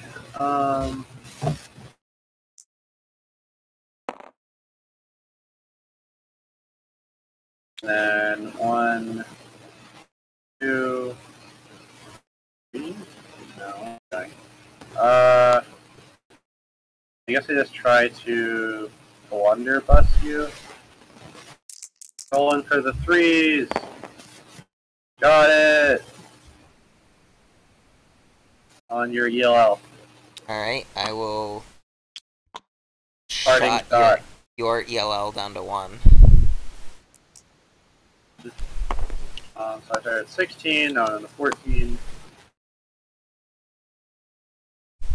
1, 2, 3, 4. Then down 10. And do I pay dice to all around to 5 and make this guy, or do I want to? I'll never make it up there alive, I don't think. So yeah, I'll combine and get very little value, but I will combine nonetheless.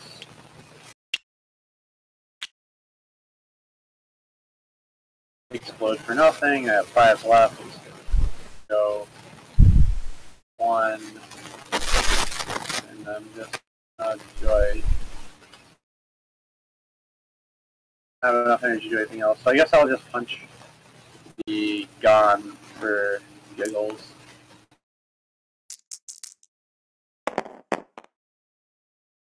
Yes. Okay, 3 damage. 2 damage on Gon. Alright, Gon goes to 5. Yep. And go.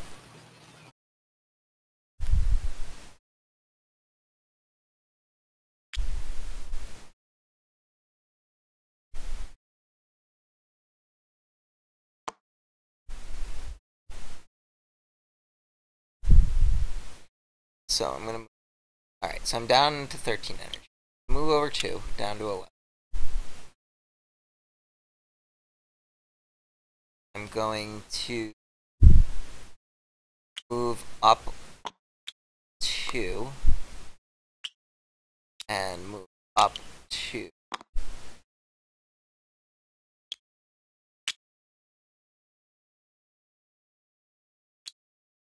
$11 down to 9, down to 7, 5. So hold on. So if instead of doing that, I move on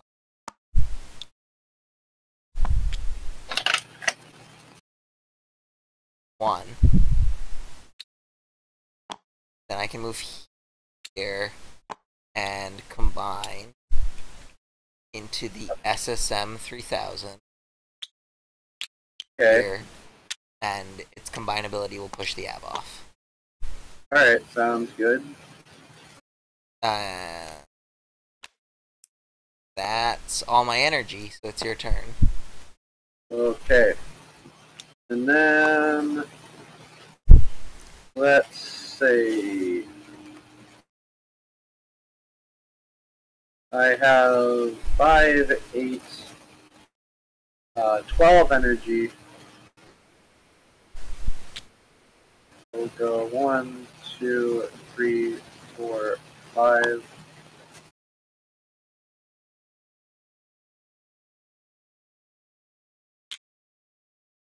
Alright. And I will shoot rockets at your system. Looking for 5s. Ha! Zippo. So that took me 7, and 1, 2, 3. I'm down to 10. And then 2. I'm down to. Yep, go.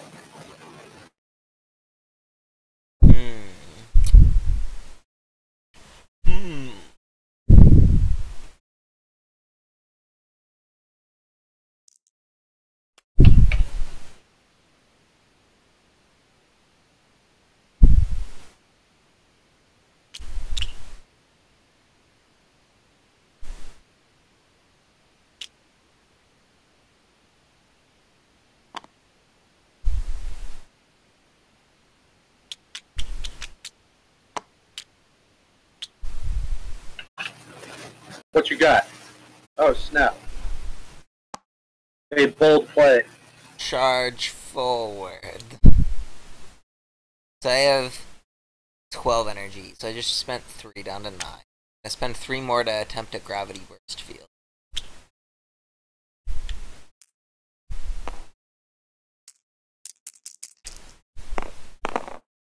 Not going to succeed.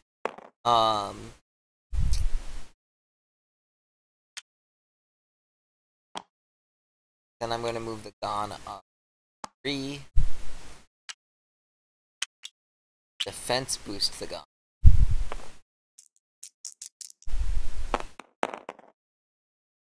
Actually, am I going to move it up there? Yeah, I am. It's not going to matter that I defense boosted because it didn't work. Go, not go ahead. 1 energy. Move. Go ahead. So I'm right turn with 12, and then I go down to 6.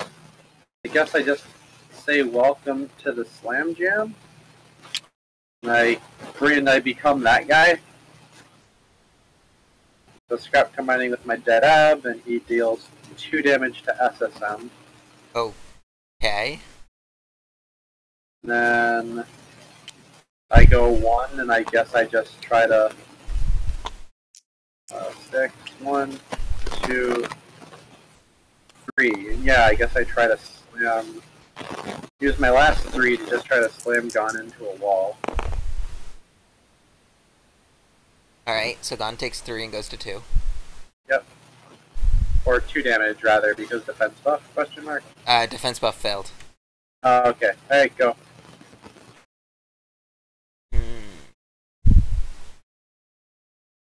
Here he is, the most beautiful robot in the universe.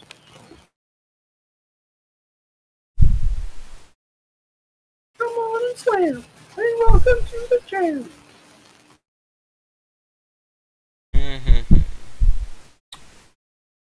So...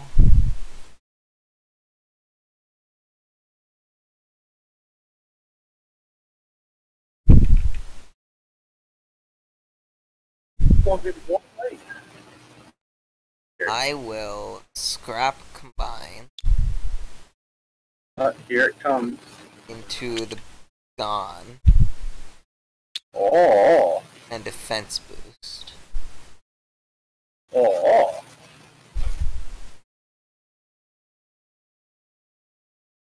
I will move forward 3.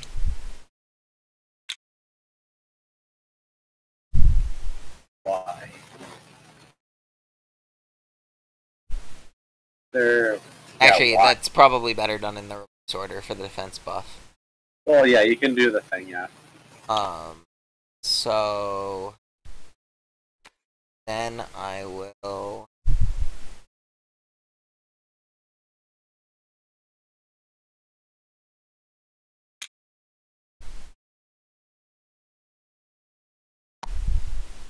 Oh.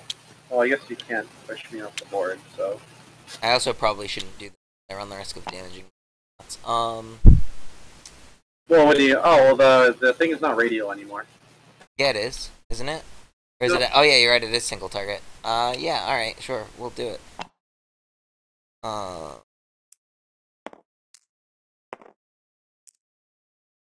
Push. No push. Go ahead. Alright, all your guys are defense buffed. Can your defense buff stand up to, I guess, me just firing a lot of attack at you? We will see. 1. Yeah, 1. Or 2. You move backwards. So I start my turn at 6 plus 9. I have 13. Oh, I got a net gain. I'm gonna roll 2 dice, and where I'm standing, I'm just gonna at your commander. So that's 1 damage to all of your guys. Yep. Actually, I guess that's it. Alright. Do I want to do that? No, that doesn't. I'll do the other thing instead, where I'll move up really close to you, and I'll use my radial because there's no reason not to. Oh my god, tabletop sim. There's my robot. It's a pile. Get a sweet zoom in on that pile. Rolling. Okay, so all of you guys take 2. Alright. That's it for me.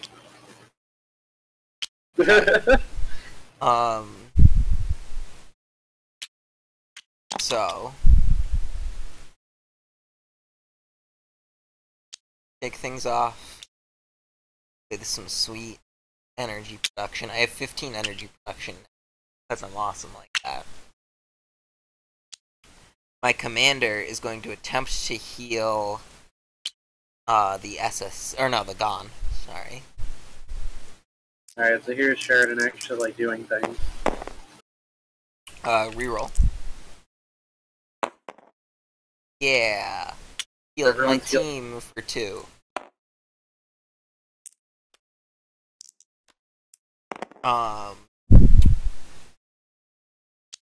SSM.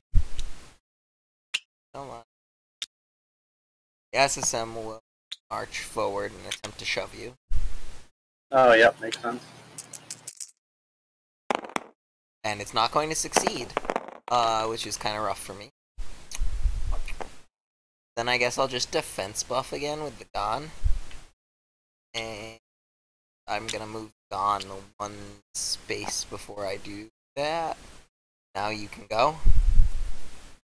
Okay. 1. Do the thing. Ground pound. My ground pound bigger than your ground pound. Your ground pound missed. This is true. Ground pounded. 3, and I guess I just try to have Gamoon slam jam you. I guess that also misses, but I can get that reroll. Yeah, okay. So 3 damage to both of those jerks. And by 3 I mean 2. Alright. And that's... so there's 4 over there, and 4 over there. So that means I have 4 left, and I'll move this guy up 1, 2, 3, 4. Ika to the rescue! Okay. Go. Alright, well, let's... Hopefully at some point I'll be able to roll the 3 dice I need to have them succeed. SSM's gonna try and shove Gamoon off the board.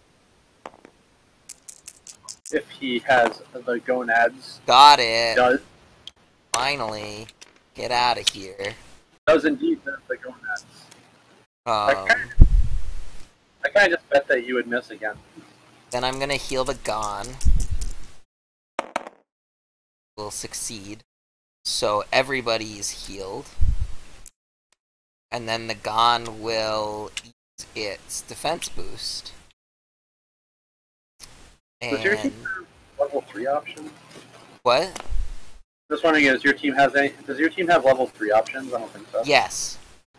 Oh, what does it have? I can still make the salve 5,000.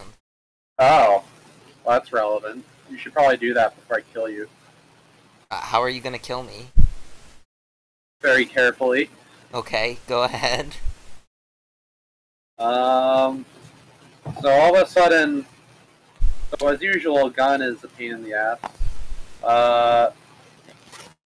Luckily, he doesn't have shock absorb anymore, or else this match would not be a thing right now. Yeah. Dude, the ground pound. Not the one miss. Got him. Accurate attack, but what's that for? Oh. Alright. Come on, L. Do some work. Or just maybe kill me so I can not do anything to you. Oh, man. Oh, man. So super high damage potential does not necessarily mean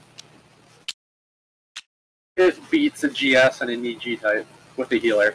With a healer. Yeah, this is a pretty powerful combination. It's like the tank healer. Tank healer probably beats most level 3s when it's 5 of my robots against your level 3. It's probably pretty good for me.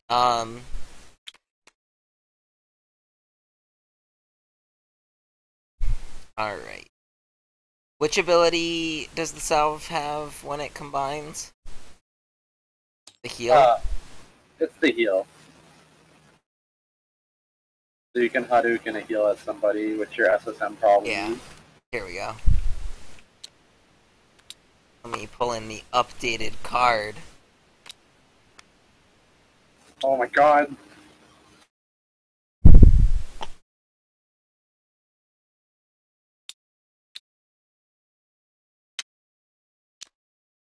By the power of grace. Oh. I'm gonna combine. Yep. It here. Yep. I'm going to heal my SSM. Level 3 fight! Level 3 fight! And I'm gonna move the SSM. And it's your turn. Okay. Oh. I see. Well, I guess I produced 10. Do I move 7?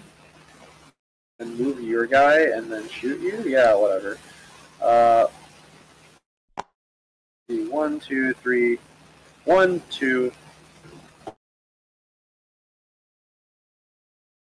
Where were you? You were like right here. 1, 2, 3, 4. Like, how do I count? Alright, so I'm at 6. I spend 3 to try to move your salve. No! Get got. Pika finally being my Because friend. betrayed you once again in your hour of need. So that was 7. So I guess I actually... Well, I guess I just ground pound. Ground pound and still... No, I can't move in ground pound. I will ground pound. I'm gonna drop the big boy. Oh my god! Get got. For all of those times that I missed the push, now you will miss. And I will be victorious. All I want to do is drop the big boy. Are you all set? Yeah, I'm good. Alright. I have a little less energy than I had before. I'm down to 13 energy production. We're gonna kick things off by shooting some shots at your L. Yep. Because that probably makes sense. Oh gosh, there we go.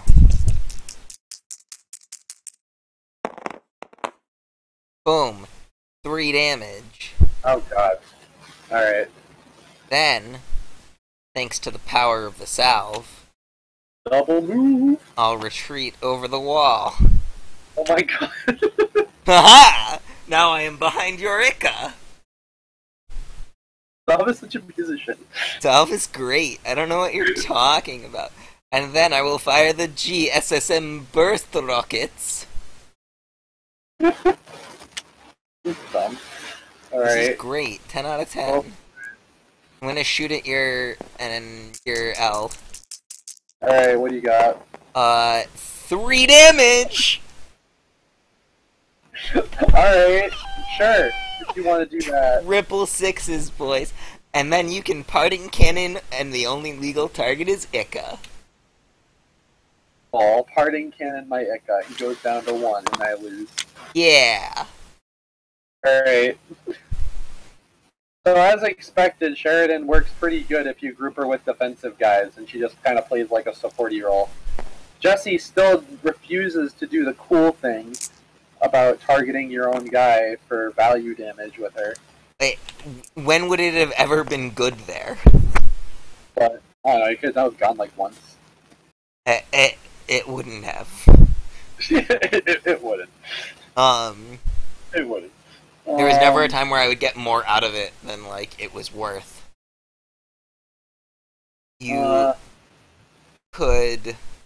So she works good. You group her with some guys, and she gets the splash heal, and she does stuff. And she's the splash heal is a pretty cool ability. There are definitely some lines that are available. They just weren't available in that game because you kind of just sat next to me, and so I couldn't ever get my SSM far enough away to, like, line up the SSM Gone combo with Sheridan in play, where I get rerolls on my AoE that hits a bunch of guys. Yeah. Yeah. Let's see. I missed some critical rolls at the end, and I also could have probably done stuff other than stand next to you and ground pound, but whatever. Yeah, but Alright, let's see. you would have had to roll better than your ground pound, I think, in order for that to have worked out. Yeah, probably. Alright, I have planned for exactly what I want to do next. So that's enough sherry for the night. If you would like to hear more about the Baroness Sheridan, streams where I ramble about the game's lore. We covered that Sheridan is the sheriff and the mayor of Townsville. And by Townsville, I mean the Sector Authority. And by the Sector Authority, I mean the lower Sector Authority. The sheriff and the mayor. Yeah, I think it was called, they were calling it the Merit. It's a lot of hats to wear. So yeah, she does the thing. Alright, Meriden Jurlon told me to message him and we were gonna test out Jurlon. So, let's see here. We're gonna do the thing. Dude, so what are we gonna test? So we have 2 Jurlons that we can test out. Hold on, I'm just throwing together. Yeah, I think what I'm gonna do with Jurlon is, I guess we have like a team of him over here, but he's basically the same as like a Moon team anyway. So I'm probably just gonna take my robots that I currently have and remove Gamoon and put on Jurlon. I mean, the team's a little different. As a different ab and a different get. This robot gets +1, and does the thing when ally robots come in. We'll try a Buffy one, and then we'll try a distance combining one. So we got 2 different Jurlons that kind of revolve around the same idea, but just he gets different value and cool beans out of the ability depending on the thing. Let's see. Line up something for me to fight, Jesselnick.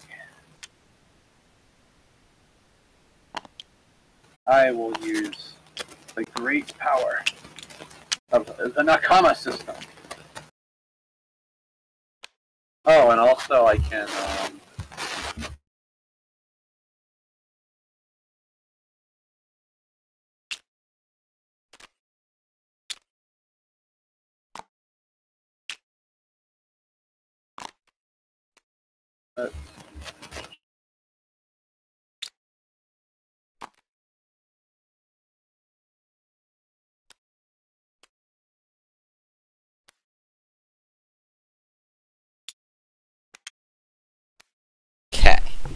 Alright. I think that Sheridan's damage attack having radius. The problem with giving radius 2 to low level guys in general is that it's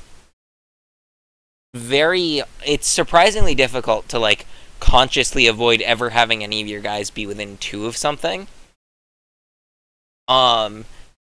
With a robot that can move 6, it might be pretty powerful to have the ability to move 6, hit something up to 3 away, and then have a radius of 2. That would give her an effective range of 11, sort of, which is pretty powerful. Yeah, so if we increase one number, we just drop some other number probably, which would probably be movement. But what number would you drop to give her a radius 2? Probably. But then she's not that mobile anymore. I don't know. I think that takes away a lot more of what makes her cool to make that happen. Yeah, the smaller board makes it so your guys end up grouped up a lot more anyway, which was also partially the idea to make radius 1 actually matter more. And then radius 1 targeting your guys is easy because yeah, you just can group your guys up. But radius 1 targeting the opponent, the radius 1 on the damaging attack was just for the sake of kind of synergy with her ability, where you could nuke guys with evasion if you really, really needed to. And she also works, like, obviously she works in combinations of, like, moving guys and EGA and stuff. Where you can group your opponents together and then nail them. Let's see. How do I do the thing? Meriden. I'm going to put Meriden in Stream Chat. And I like how the roll adjustment button is next to the band button on Discord. There we go.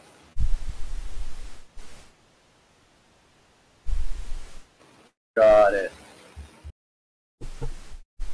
That's not really... Hello. Greetings.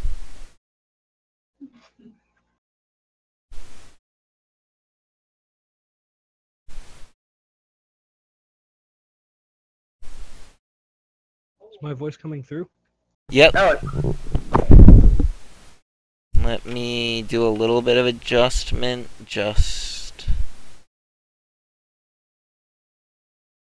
Okay, should be good now. Oh. Not.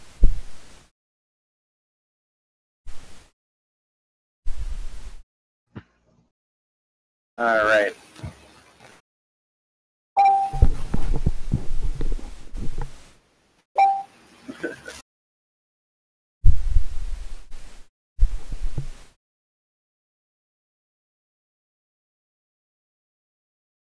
Alright, so I got... Oh, Tyler, how are you?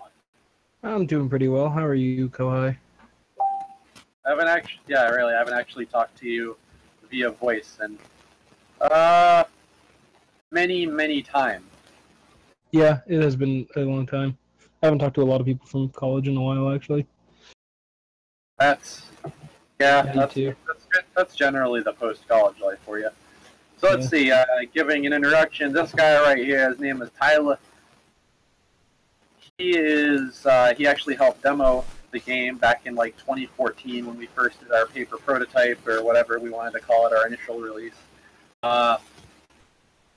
And he's an all-around cool guy. And he's also one of our high-tier backers, and he helped design one of the commanders you'll get in the box. And his commander is perhaps the one I've had the most fun with, lore-wise. And it's also been the most art-intensive one, vaguely. But just the most annoying. It's like, I got it, it was worth it. The idea was good enough to be worth it. So, yeah, we're doing the thing, the lore of your character is really good. Student, lone, shonen, hero. Yeah, my character is just showing that I like a lot of shonen anime. Shonen Deska. Alright. Alright, let's see. What time zone are you in? Right now, Eastern still. Really? Yeah, I'm in New York. I think I knew that. Okay, I didn't know that. I thought you were in Connecticut or something. No, that's so- John. I think. Alright, I got a guy over here. So,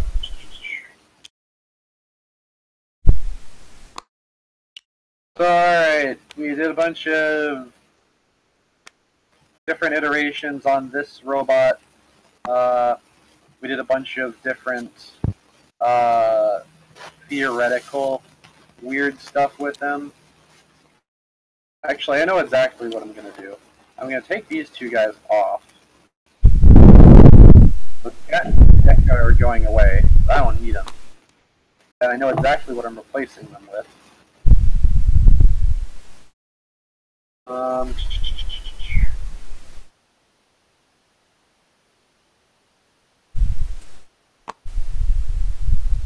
Ion and Shell. Still using HamsterBot over there? Jesse? What? You still using HamsterBot over there? I don't think so. Let's see, hand me a HamsterBot card, would you would please? Different HamsterBot. Where's the? I need the gel 100. Oh, the gel. Sorry.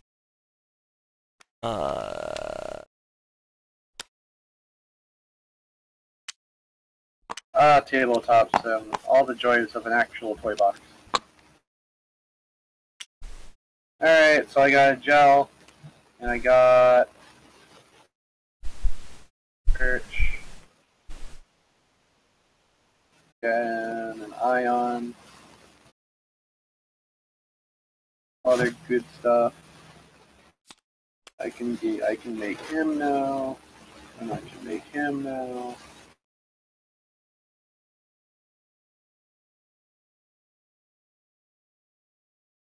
Four. Where are you?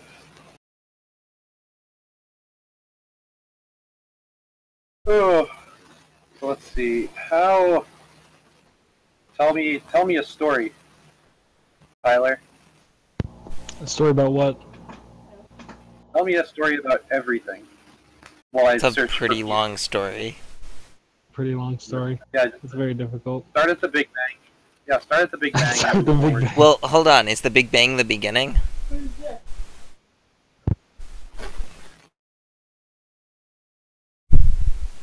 I would say probably is. I mean, well, but if matter can neither be created nor destroyed, then when did matter happen? That's like the whole like the philosophical like. Yeah, what's so the I universe? think it's arguable whether you start at the Big Bang, unless we're specifically telling a story about this universe. But that doesn't seem like a story about everything. So really, I think you have to explain like quantum mechanics before we can get anywhere. It's gonna be very difficult because I am but a simple game design major. That's I mean, it's like the exposition at the start of like an anime that doesn't know how to do showing instead of telling. So Yeah. it's like tell the story, but make sure to lead it off with all of the universe mechanics first. Oh yeah, definitely. In the beginning, quantum mechanics. Something. Alright, I got guys. Where are the level 4s? I need Elgelian. They're hiding in the side. Hold on. Sweet. Here's an Elgelian. Alright, got there. Is that an Avo reference? Yeah, it is. How do I make this guy? I don't know. Why are you trying to make that guy? I'm pretty sure I can make him. I have the L, the gel, and the ion. So, yeah, okay, I got the EG with an A to make the AEG or something. And then I can major with the I to make the AEGI. Okay, perfect. Yeah, fantastic. So how much lore can be expected in the books that we're getting? All right, so let's see. Hopefully a decent amount. The art and production book is going to have.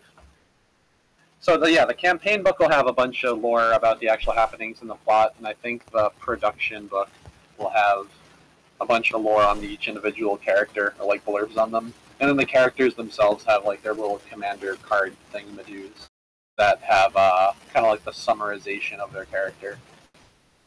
Nice. And then like the rest of the lore, all the rest of the lore will just be like on our website and stuff. Let's see. I can't wait.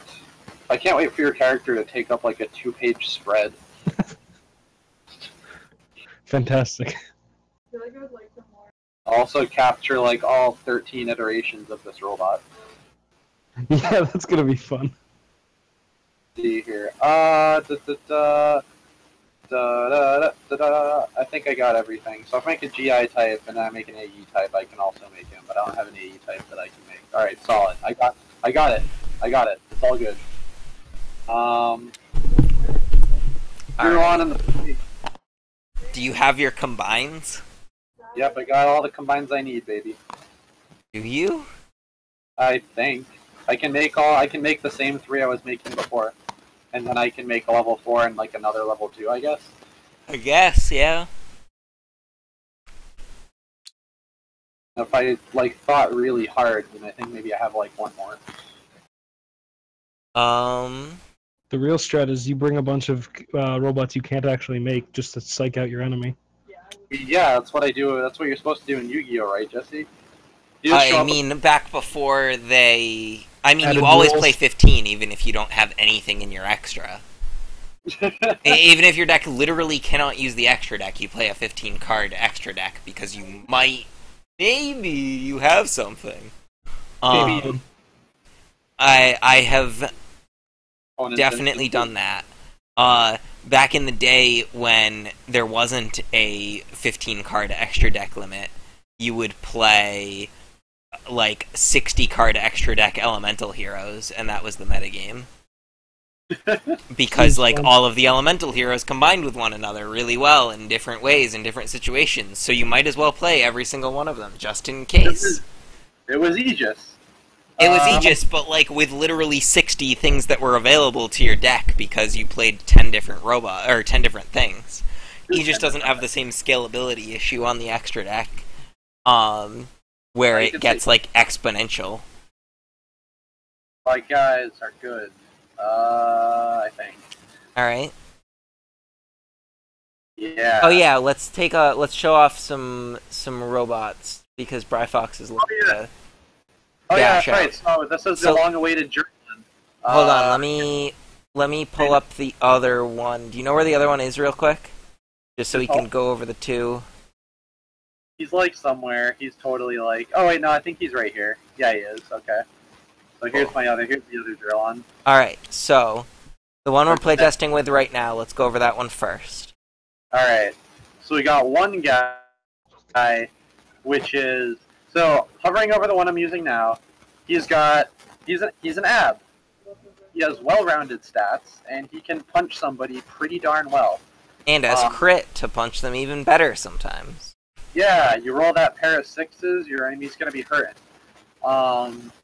Other than that, various buffs can make him really strong. He's really easy to make 100% accurate, or like easy to just boost his damage up with other guys. So he has plenty of decent synergy, and his 5 effective range isn't that bad. Especially, you're not playing like the speedy, I'm gonna go kick your ass team like Einer is, where Einer can close the whole board in 3 turns. He's a little bit slower and better at guarding your dudes and moving up with them. But so he has an ability called Drillon. He is a shonen hero character. He has a whole band of friends that follow him around. Drillon himself, canonically, is a really crap pilot, so he has a team of extra dudes to help him out, and through the power of friendship, he's a really good pilot who does cool stuff. So that's kind of the thing behind his ability, the Nakama system, which is actually a piece of technology that Sheridan, the other character we were demoing tonight, sent to him in exchange for crippling debt. So basically, Jirlon went into crippling debt to obtain shonen hero powers. So your mic is doing a thing, Breeze. You might wanna. Oh, sorry. I'm gonna talk into it like this and yell into it. Nope. So that is no better. Yeah, it is not much better. I don't know what I'm doing then. It is. It sounds like you have a fan blowing straight into it. Or your microphone is dying? I have an idea. 1 second.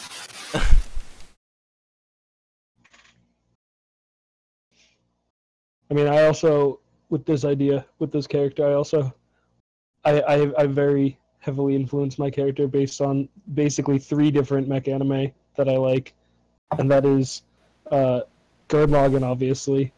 I very much enjoy the Megazords from Power Rangers, and I very much enjoy Megas XLR. Sure, seems reasonable. And I feel like all of those very much fit the Nakama character. Yeah. Is my mic here? Yeah, that is better. That is better. Alright, I moved every moving thing away from my mic. Perfect. So, describing this guy still hovering over his card, blah blah. Nakama system. This build of Nakama system that I'm going to start with is basically, we wanted to piggyback off mechanics that are already in the game. So this one is kind of like a reverse version of Etwall's Magnificence, where Etwall gets stat buffs when robots die. This robot gets stat buffs when other stuff happens. So Jirlon here can get permanently bigger. He can get more movement and more energy every time you combine. And then he also gets healed by 1 every time you combine, because getting 8 permanent integrity was real good. Yeah, so there was a version we playtested where he gained 1 integrity permanently, but that just meant that sometimes you played against basically 2 level 4s, which was a little powerful. So yeah, so this time he's still distinctly a level 1, like most of the time, but yeah, he can still be killed, which is good. Yeah.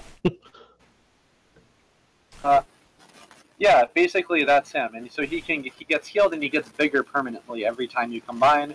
In your average game, you can combine basically up to 3 times. Usually only. Yeah, while keeping Jirlon himself on the board, you can combine 3 times. Yeah, and I think with like scrap combining, you could maybe do something really stupid where you can combine like a 4th time in like really fringe cases. But it's not that relevant. It takes some doing, I think. So, and then we have the second ability, which is, this is same robot, same attack, same stats, and it has yeah, so this is the second take on the Nakama system. Sorry, I just had to... take on the Nakama system. This goes off of... Poppet and Rios have this thing where they care about dudes with being within 3 range of one another. So this is a guy that cares about radius 3, just like they do.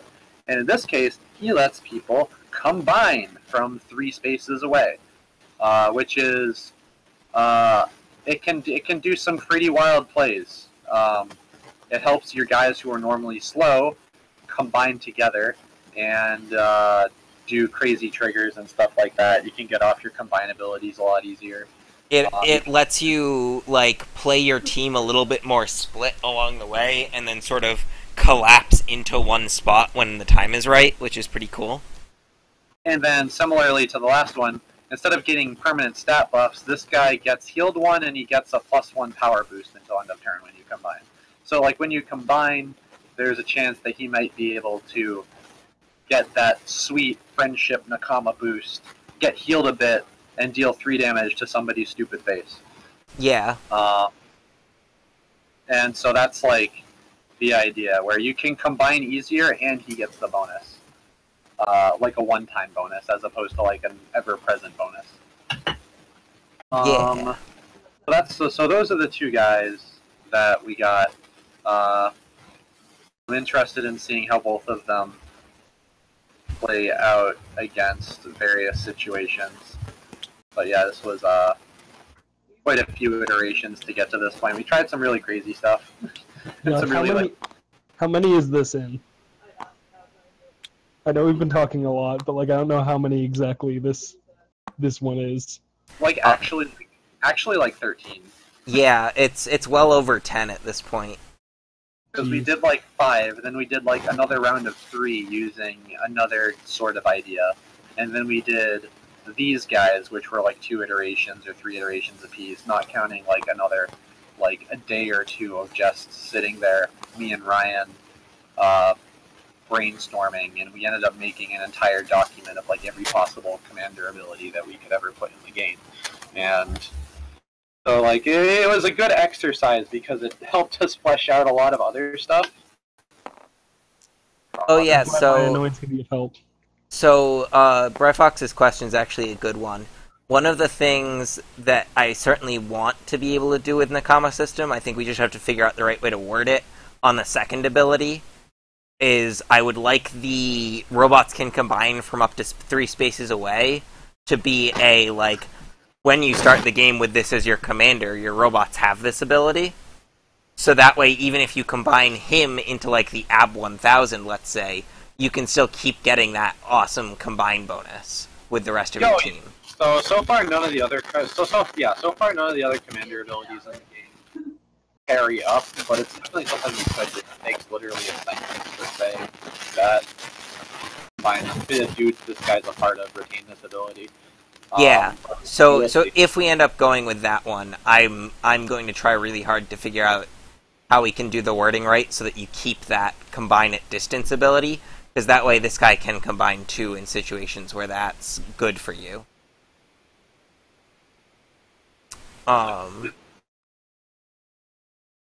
Would you keep that with the first version, or would that go away once that version combines? on the first version, since all of his abilities are buffing himself, probably not, because that gets real scary. You make the AB 1000 and combine 2 more times, and the AB 1000 now moves 5 spaces, produces 7 energy, and has 9 integrity, or healed itself for 2 along the way. Rather, that's pretty powerful. Actually better than level 5s. Yeah, that's like actually real strong. I don't want to fight that robot. Yeah. So all right, let's try to engage, I guess. You can. Oh, okay. So yeah, you're playing standard Einer, so we're gonna be doing aggro versus aggro. Or I guess my guy's like my team is more fleshed out. Team is weird. 1, 9, 11, 15, 18. A respectable starting energy number. All right. So 18 energy. Let's get this show on the road. Who wants to go first? Should we just roll for it or what? Yeah. Okay. 1. I got a 3. I got a 1, apparently.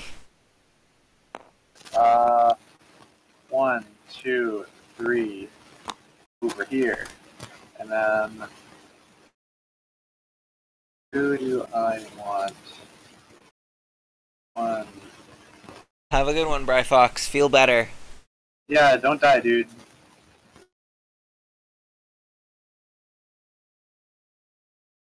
And 1, 2, 3, 5. Oh, let me think. I'm at 13. I have 5 left. I can move this guy 1, 2, 3. He moves 4 now because we fixed him. Then 1. Alright, go. Just gonna slate. Alright. 5, 9, 12, 15, 20. Let's go.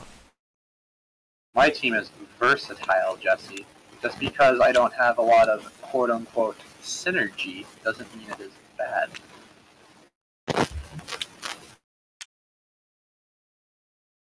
I'll fire a light bomb. Robot synergy comes from the fact that I can shit out this level 4. There you go. Go ahead. 1, 2, 3. So, do I want to fight Einer? I don't really want to fight Einer.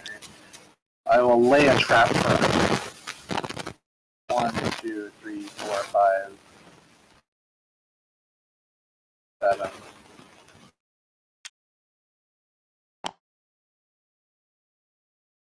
I'll go 1, 2, 3.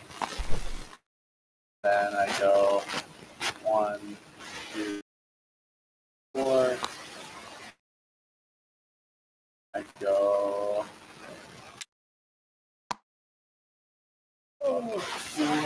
8. I'm at 10. 1, 2, 3, 4. I go. Alright. I have assumed the fidget spinner formation. How is that a fidget spinner? Well, specifically, my 2 abs and my gel have formed the fidget spinner formation, which is actually the most broken formation in the game. I don't know how, but it is. Oh, okay. In order for them to be a fidget spinner, wouldn't you need another robot in the center? So here's how a fidget spinner, here's how this fidget spinner robot would work. If you have them arranged in that exact triangle, maybe we can have a commander ability that just makes it so you can swap the placement of those 3 robots clockwise or counterclockwise. Why not have the sick tri-attack ability, where as long as all of them started the turn in that position, they can kill the thing in the middle? I mean, that's totally what we're going to do, but it's only when we put 3 guns in the game can they do that. I mean, we're only 1 gun away. We're gonna put that was like that was a joke a while ago. I was like, I had a 3rd gun that could try attack with the other 2 guns. Yeah, literally the tri-attack out of Fire Emblem was a proposal. But with guns, it was amazing. But with robots that don't do anything otherwise, yeah. Amazing, quote unquote. Yeah. Give it time. Yeah.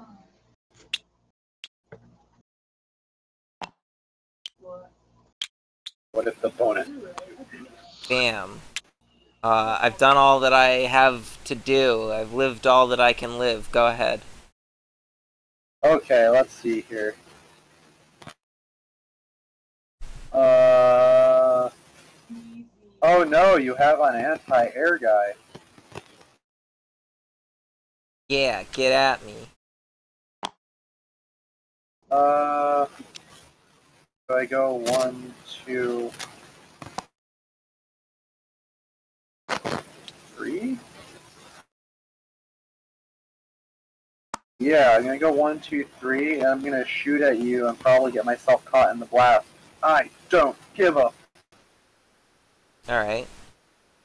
man. It's relevant.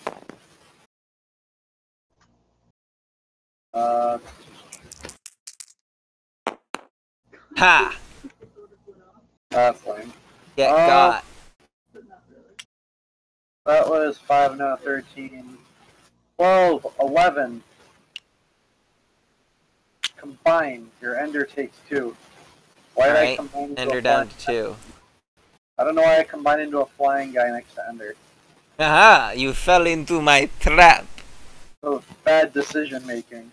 1, 2, 3, 4, 5. I guess that is bad decision making, yeah. Well, anyway, I have 5 left. Go ahead. I'll move this guy up 1, 2. Go.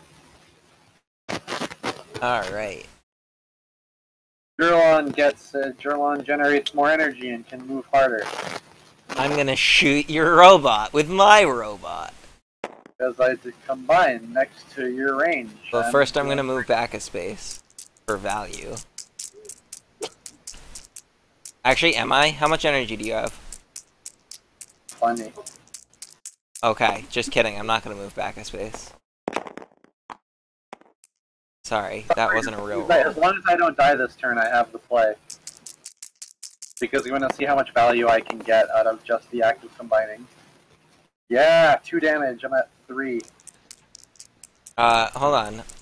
I have a reroll. 3 damage.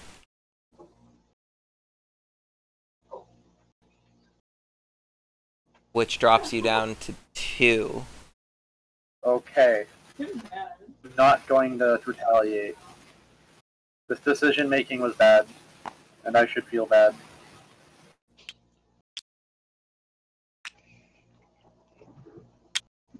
I'm gonna accuracy boost Einer.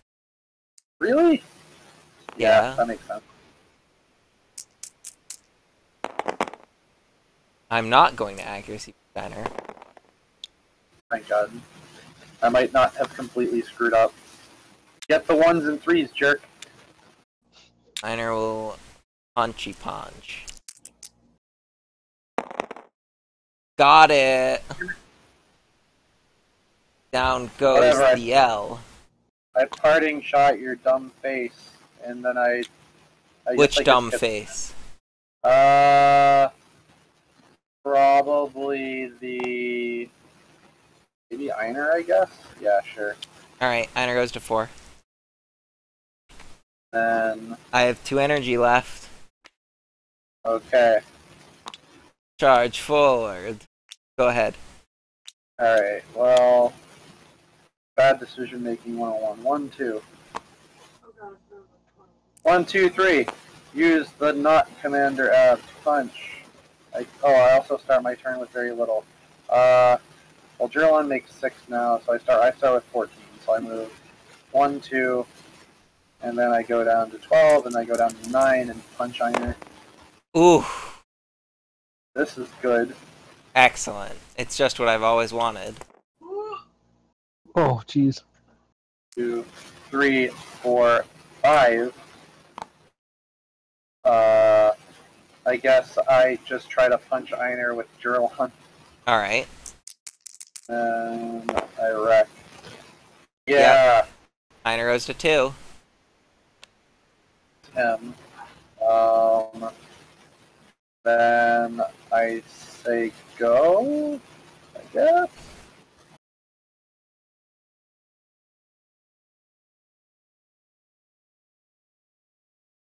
Pretty sure I can. What's the ruling on using components of dead combined robots for scrap combining? I'm pretty sure you can because it's gross to try and track it otherwise. Pretty much, yeah. I'm going to 5, 6, 7. use Einer to start my turn to attack Jurlon for massive damage Oh yeah, well, with my custom arc blades, which will do 2 plus I'm going to spend 1 to reroll. okay. 2 damage. Yep. Then I will use my overload ability to shoot you again, which will do 2 more damage Got it. to the same robot. Alright. Then I'll advance the go. Or, yeah, then I'll advance the go. And spend 6. Down to 7. To combine into the Arc 2500. Oh my god. Who has the special ability Ignition. Meanwhile, Jesse's wombo comboing over here. I'm going to move him over to. I'm going to use the Whirling Bayonet, which will do 2 damage to both of them. Okay, sounds good. So that takes down your commander and reduces the AB 100 to 3. This reminds me of when we were playtesting Vatisse and you had that opening play that used movement and positioning way better than my commander did. And I was like, oh. Then I'll just move went aggro back way harder than I did. Move Whatever. over 1 and say go. Yeah, Einer can sometimes get off really bursty turns if you let him. This was one of those turns. Do I... Oh, okay, next game.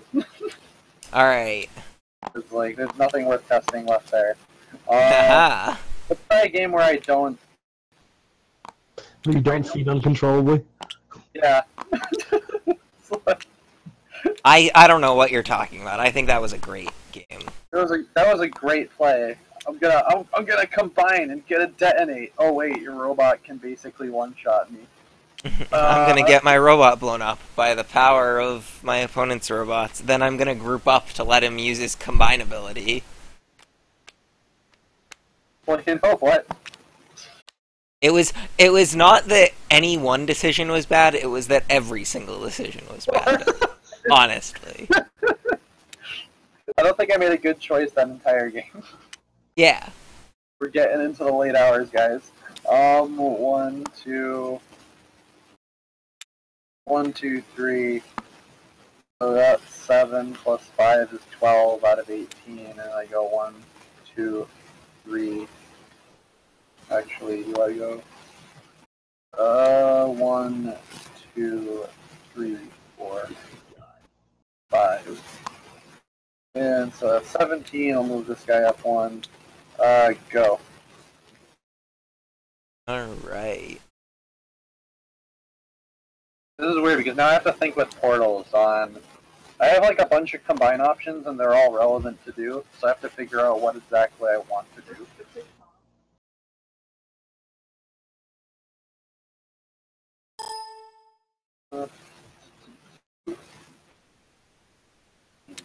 Down to 13.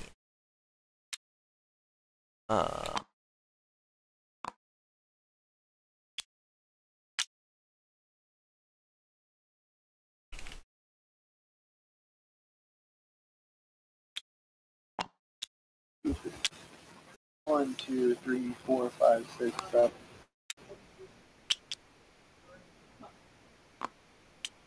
Go ahead.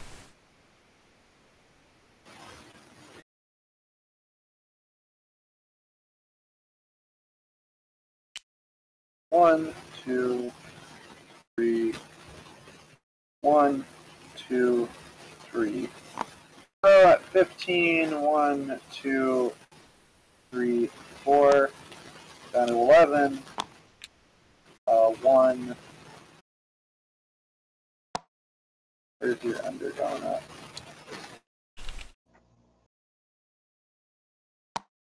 1, 2, 3, 4, 5, 6. 1, 2, 3. So he's actually good there. So I'll consider moving him.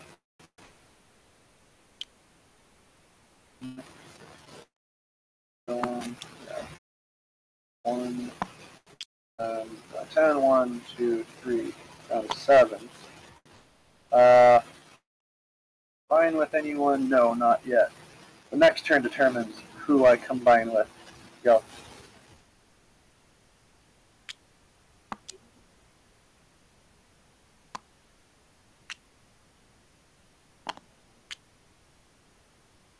Actually, the most cerebral team ever.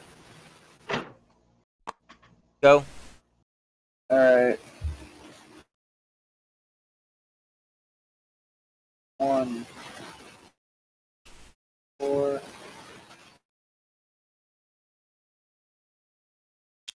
1, 2, 3, 4. Down to 14. I'll try to overload some energy on your guy, so roll 4 dice.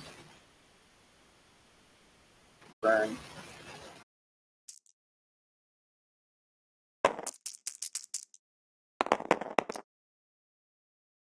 Get lots of 2s for some reason. 1 energy burn on arrows. On arrows? Not arrows, axis. Okay. And then go 1, 2, 3. Let's see. I'm so used to playing Gamoon and actually having like movement manipulation options. You've only played Gamoon recently for like the past couple games. I know, my brain's still in Gamoon mode. I'm like, where's my Ica? 1.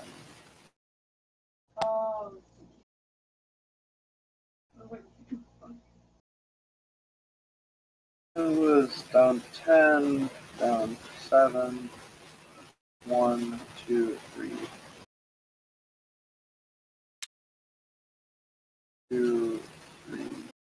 4.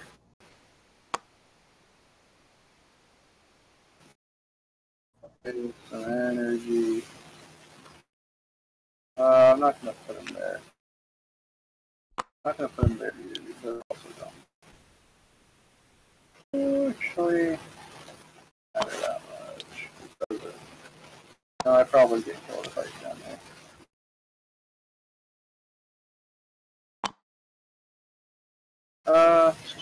1, 2, 3, 4. 2, 3, 4. And I shoot you with. Shoot you with some stuff. Full dice. 2 damage on your ender. Down to 2. And go.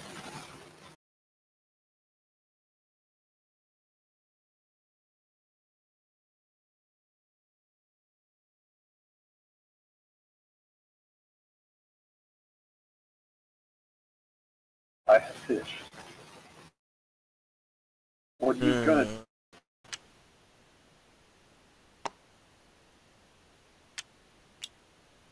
Pew pew pew.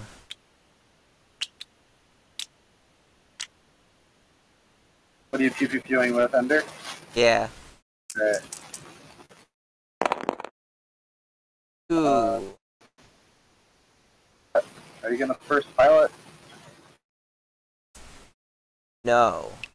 Oh. I think. Hold on. Yeah, no.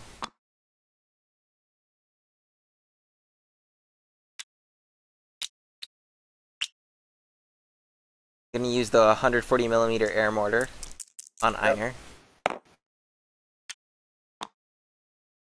Which will succeed. Okay.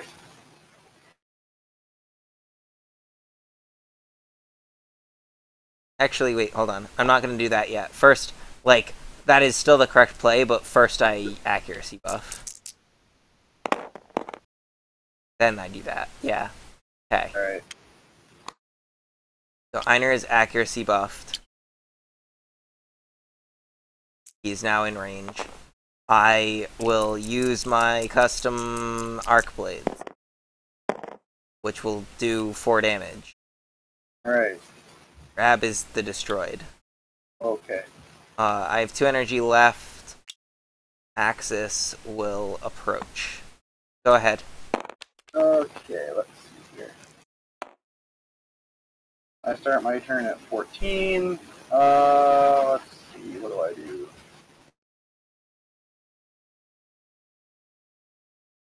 Play defensively. I have plus AG plus an E. Do I actually just do some dumb? Let's see, 1, 2. Go down to 12, go down to 8. I'm going to try to energy burn era access.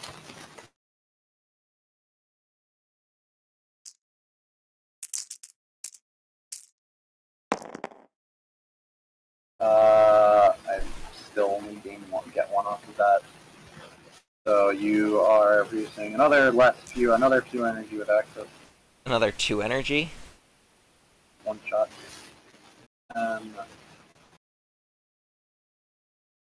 So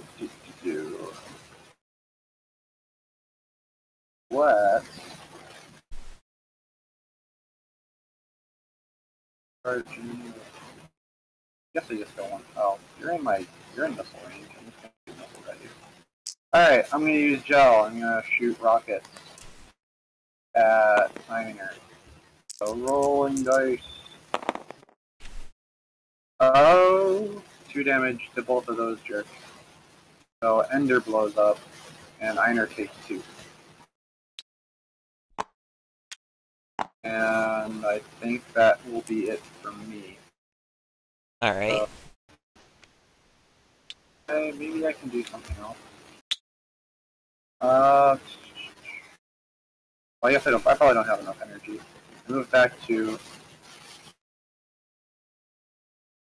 8, and then I have 6 left, so I could do 1, 2, 3, 4. Yeah, I haven't got nothing. Go.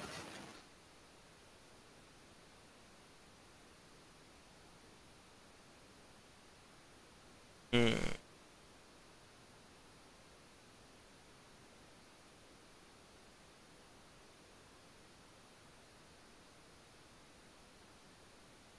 I got you right where I want you.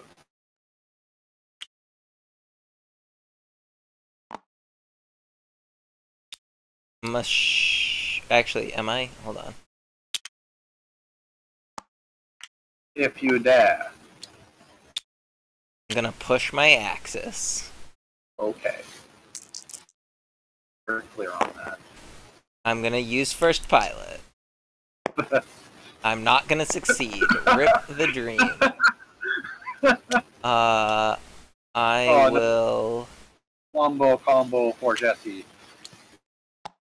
move up to shoot 3 times. Alright, what you got? 1. Jamming 1. 0. Alright. Okay.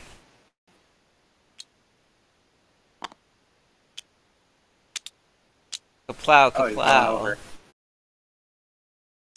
Okay. Bam. 2 damage. Oh, sure. Alright. I'm at... Well, I guess I still have another jamming. Oh, oops. Whatever. We'll say 1 damage. I'm at 3. Go ahead. Alright, now what I do? Do I just... Urge with...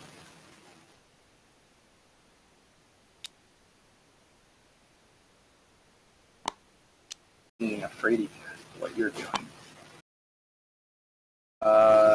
Energy burn, Einer.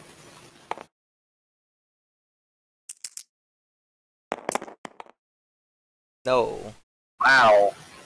I don't want that. At least he's been a good beacon for you to waste dice on. Not really doing much else other than that. So, 1, 2. Way. I'm at 8. And I will...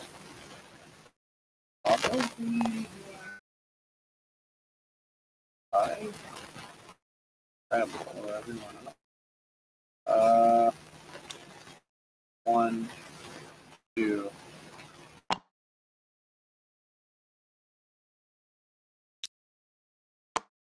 1, 1, 2, 3, 4, 5, 6. Shoot with rockets.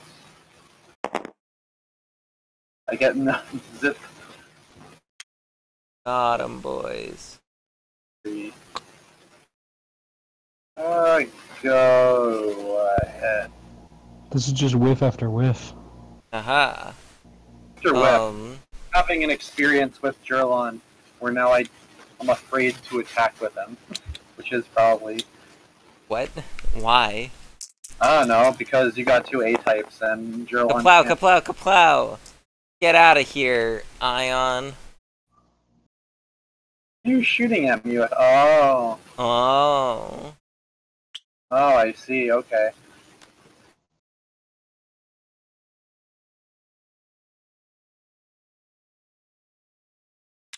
I'm also just doing something that I do in Magic all the time, where it's like I could have just made the level 3 guy and wreaked havoc on him by this point, but I really want to get the detonate ability.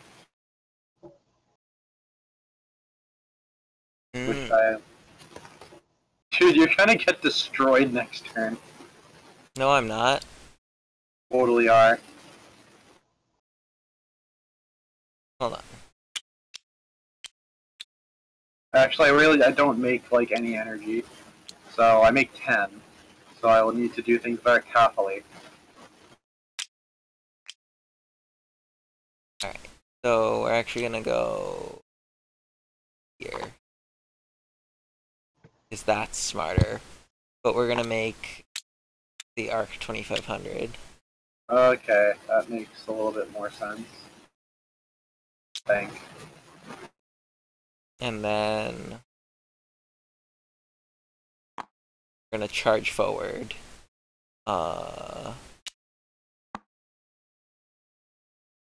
Here. Alright. Go ahead. Oh, you're... It looks like...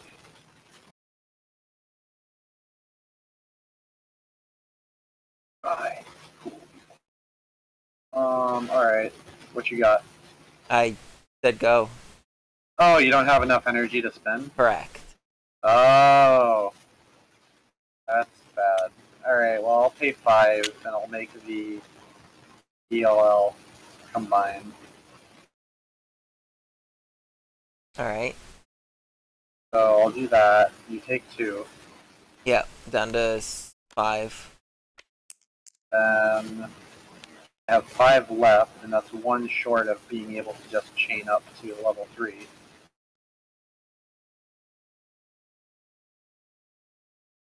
Drillon got bigger, so Drillon likes fighting. I'm gonna go up and I'm gonna walk up to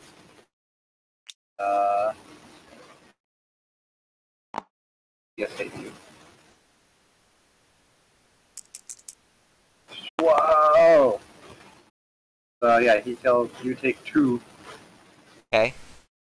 And that's it for me.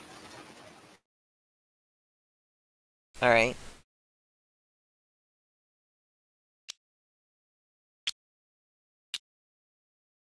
So I'm producing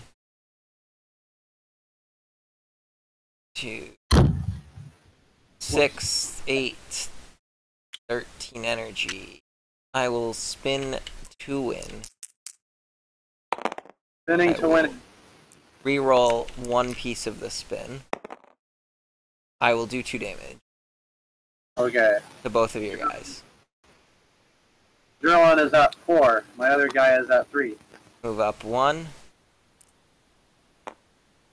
Shoot the shot. 0. Alright, nice.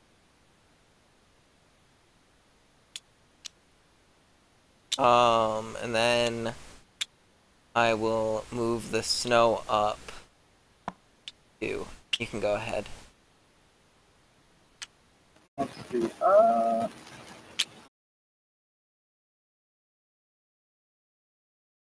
Gel Eon.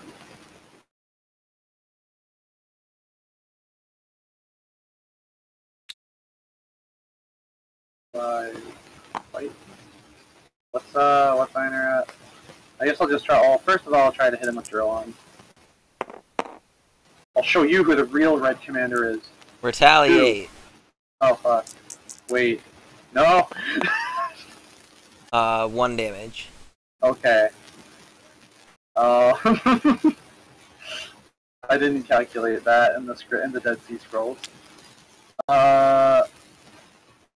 Do I pay 6 and Scrap combine, or do I combine with Jirlon and then Scrap combine to make the Algelian next turn for style points?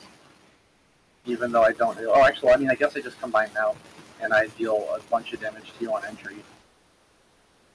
So, wada! I make the ELL big man. Alright, that's enough to take out Einer. I think, yeah, you still got stuff. Actually, you still kind of do got stuff. Go. So you combined with your dead ab? And I did combine with my dead ab. Alright. So, Drillon was at 3, and now he's at 4. And he made more energy. I will shoot Jirlon. 2 damage. Good. Shoot Jirlon again. 4 damage. Oh! Get him out of here with the overloads. God. And then I have 1 energy. Loop. Go. Right. 1. I don't need to do shit, actually. I'm gonna stand here. I have 6 energy. This guy's oh, now we get to see how good this level 3 is solo. I pay 2 and I shoot rockets at you. There, 2 damage. And go.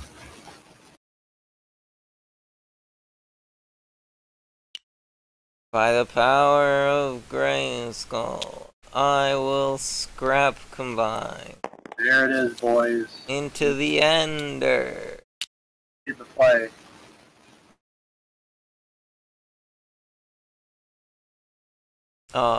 I will The card is like up on the hand somewhere. blitz.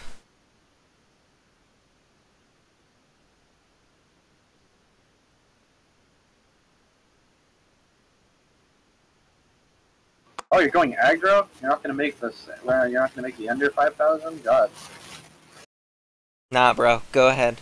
Oh, actually, wait. Yeah, this is bad for me.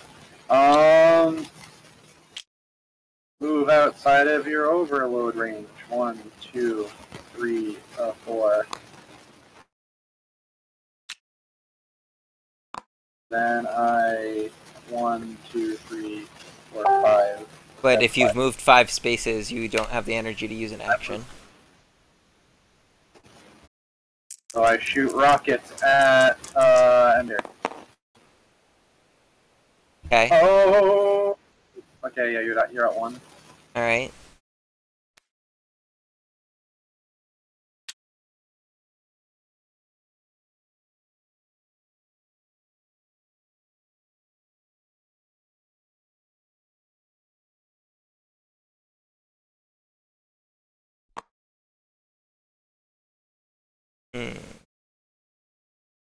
Multiple fascinating.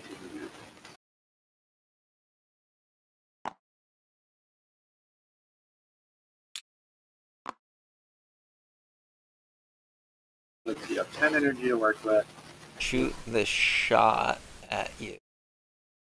Yeah. Oh, you have anti-air, don't you?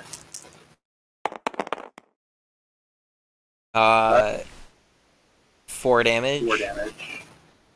But you did Yeah. 2. Which one's more Say accurate? go, I guess. I mean, I try to shoot missiles at you because it's more accurate. Even though I really want to go for style points to kill both your guys, but I'm not. Definitely go for style points. We'll roll the other one after this to see if I got the style point. Got it.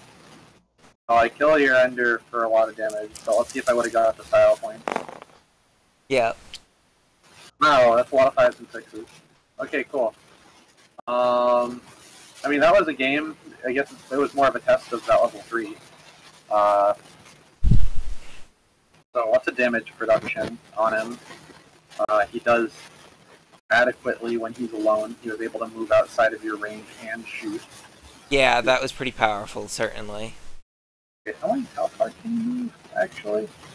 5. Okay, so yeah, I only moved 4, so that was... Otherwise, I probably would have died hard.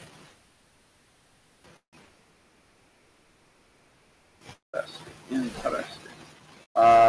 Don't quite know. Drawing does stuff, I guess. I was too conservative. I was playing with him super conservatively. Yeah, you basically didn't do anything for the first half of the game, yeah. which was definitely suboptimal. I would recommend doing things with that robot. Yeah. You got afraid of the fact that in the previous game I got off a whole bunch of overloads and stuff, and so you just didn't play against me. Yeah, Drillon should be for fighting. So let me think. Yeah, Drillon should be for fighting. A good note. Good note. That's it's a pretty hardcore note because it's actually kind of funny. The first lady that we tested tonight is like a backline healing commander, and she actually ends up being pretty aggro. And well, she then can Drillon, be. She on the teams we were playing her on, she ended up being aggro. And then we have this guy who's supposed to be doing the punchy punch. You want to keep him back and keep him safe so you can get value from his abilities.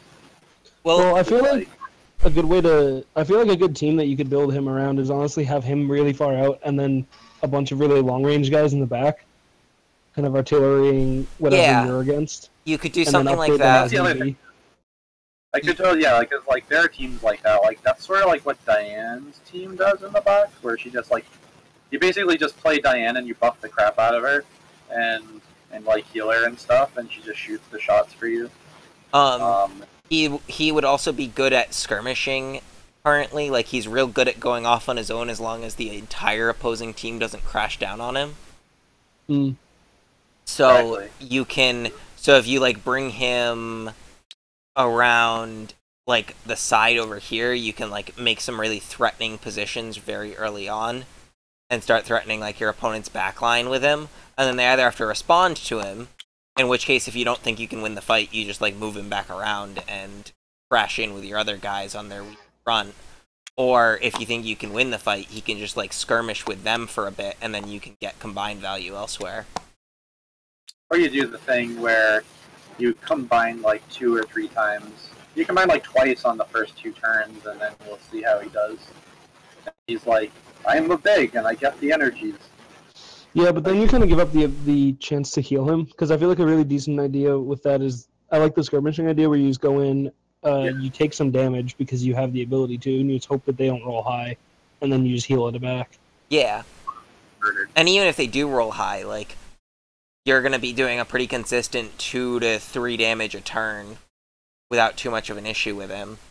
And so even if they do like 2 or 3 damage to you, just being able to heal back up for that 1 is going to be a pretty big deal.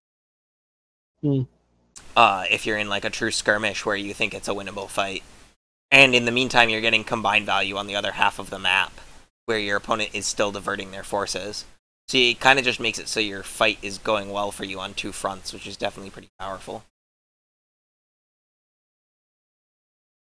So I certainly think for this one that's like probably one of the right ways to play him is something like that. You could also play him with a bunch of buffs. You could play him with like a more of a backline team. I honestly think you can also just play him and go aggro as long as you have some stuff to combine into. Yeah, right? Just like walk him up with another guy, kind of like how you do with Einer, and then you can just going is tough, I guess. Let me think. Now, one of the things is the mechanical system. I actually do have to head out for the night, though. Yeah, we're probably going to call it in Sure. just a moment on the stream because it is midnight Late. Eastern and I have work in the morning. Same. Yeah, we'll do. We are definitely going to do more. I like how our viewer number just jumped up by like 2 as soon as we're turning off. Hello, new viewers! Welcome to the AEGIS stream. Well, goodbye, new viewers. Please catch us on YouTube and on our channel. But yeah, so we're gonna playtest the other variant of Einer a bit. Not Einer, Drillon, yeah. Yeah, I'll talk to. Yeah, we're gonna be doing more stuff with him. But yeah, we're doing stuff with him. It's gonna be good. Yeah, I think both of these are in a pretty okay spot at the moment. We'll obviously keep tweaking, keep testing, make sure everything's hunky-dory, but I think these ideas are at least sort of where we're going with the robot, which is basically where we've been at with the others when we showed them off. So yeah, so this one took a little longer to get like feeling to a point where we really liked it and felt like it was showing its flavor off. But I think it's in that point now.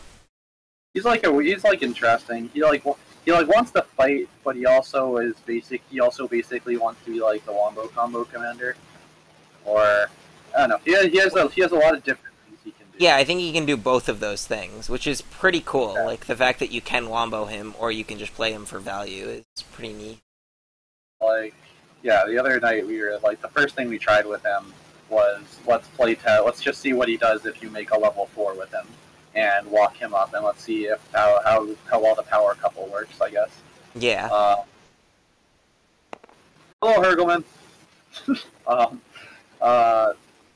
that's like one specific strat, or like him plus level 3 is something to look at a little more. Yeah, him plus a 3 plus another 1 is probably a pretty good place to be if you just make your level 3 on like turn 1. You miss out on like the healing value. But it's also like... But you're producing 2 extra energy every turn. He can move real far. Then he's Einer. Well, he's better than Einer at that point, in some respects. Like, he's producing 2 more energy than Einer is. Oh yeah, that's true. Yeah, so he becomes like super strong Einer if you do him plus level 3 plus level 1. Yeah. Okay. Alright, cool. So I think we're gonna call it for tonight, since it is extremely late and we've been going for about 3 hours. Yep. So we got in a bunch of different rounds. We got more testing in with Sheridan, but we will obviously continue. We will have another stream next Wednesday.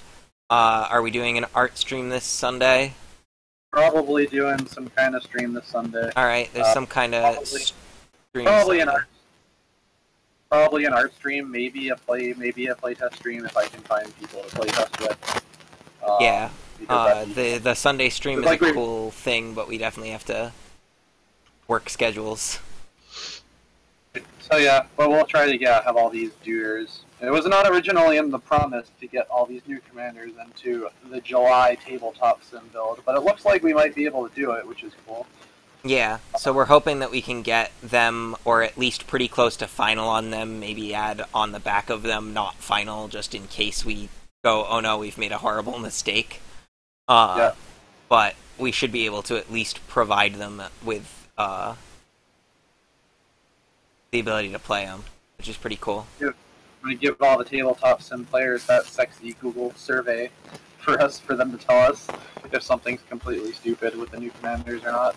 Yeah, absolutely. We want, we're hoping to be able to roll out a survey so that you can give us feedback, tell us how your games went, so on and so forth, as you're playing in Tabletop Sim. Tell us who won, tell us how fun it was, tell us if something was a problem. Because obviously we're still prepping for our final print run and all of that after that point. So we've got a little bit of time in between when we get the Tabletop Sim out and when everything is final printed and getting shipped to backers. Yep, exactly. So yeah, there's like going to be that 3-month open beta period, basically. Yeah. AEGIS open beta starts in July. Hopefully. The plan is by the end of the month, that is currently on target. We will obviously let you guys know if that changes for any reason. Cards are getting pressed for Gen Con, so ready or not. And we might, there's also the possibility if we end up missing something or something like that, we'll send it out in July, and we might have like a quick follow-up when we go, oh, whoops, we had a typo, oh, whoops, we had whatever. I can't remember the typos. We make some pretty good typos sometimes. There have been some pretty unreasonable typos in the past. We can't, a Grav Plus grenade. Yeah, Grav Plus Grenade was one of those. There's like some other great ones. But there are some real bad ones. But in any case. Usually get the rules ones correct, though. It's usually only flavor stuff that we end up blowing up by accident. So far, not many rules typos. Alright, well, let's... Yeah. So right, I'm gonna call it from here and end the stream, so... Thanks so much, everybody, and we'll see you next time. Bad times.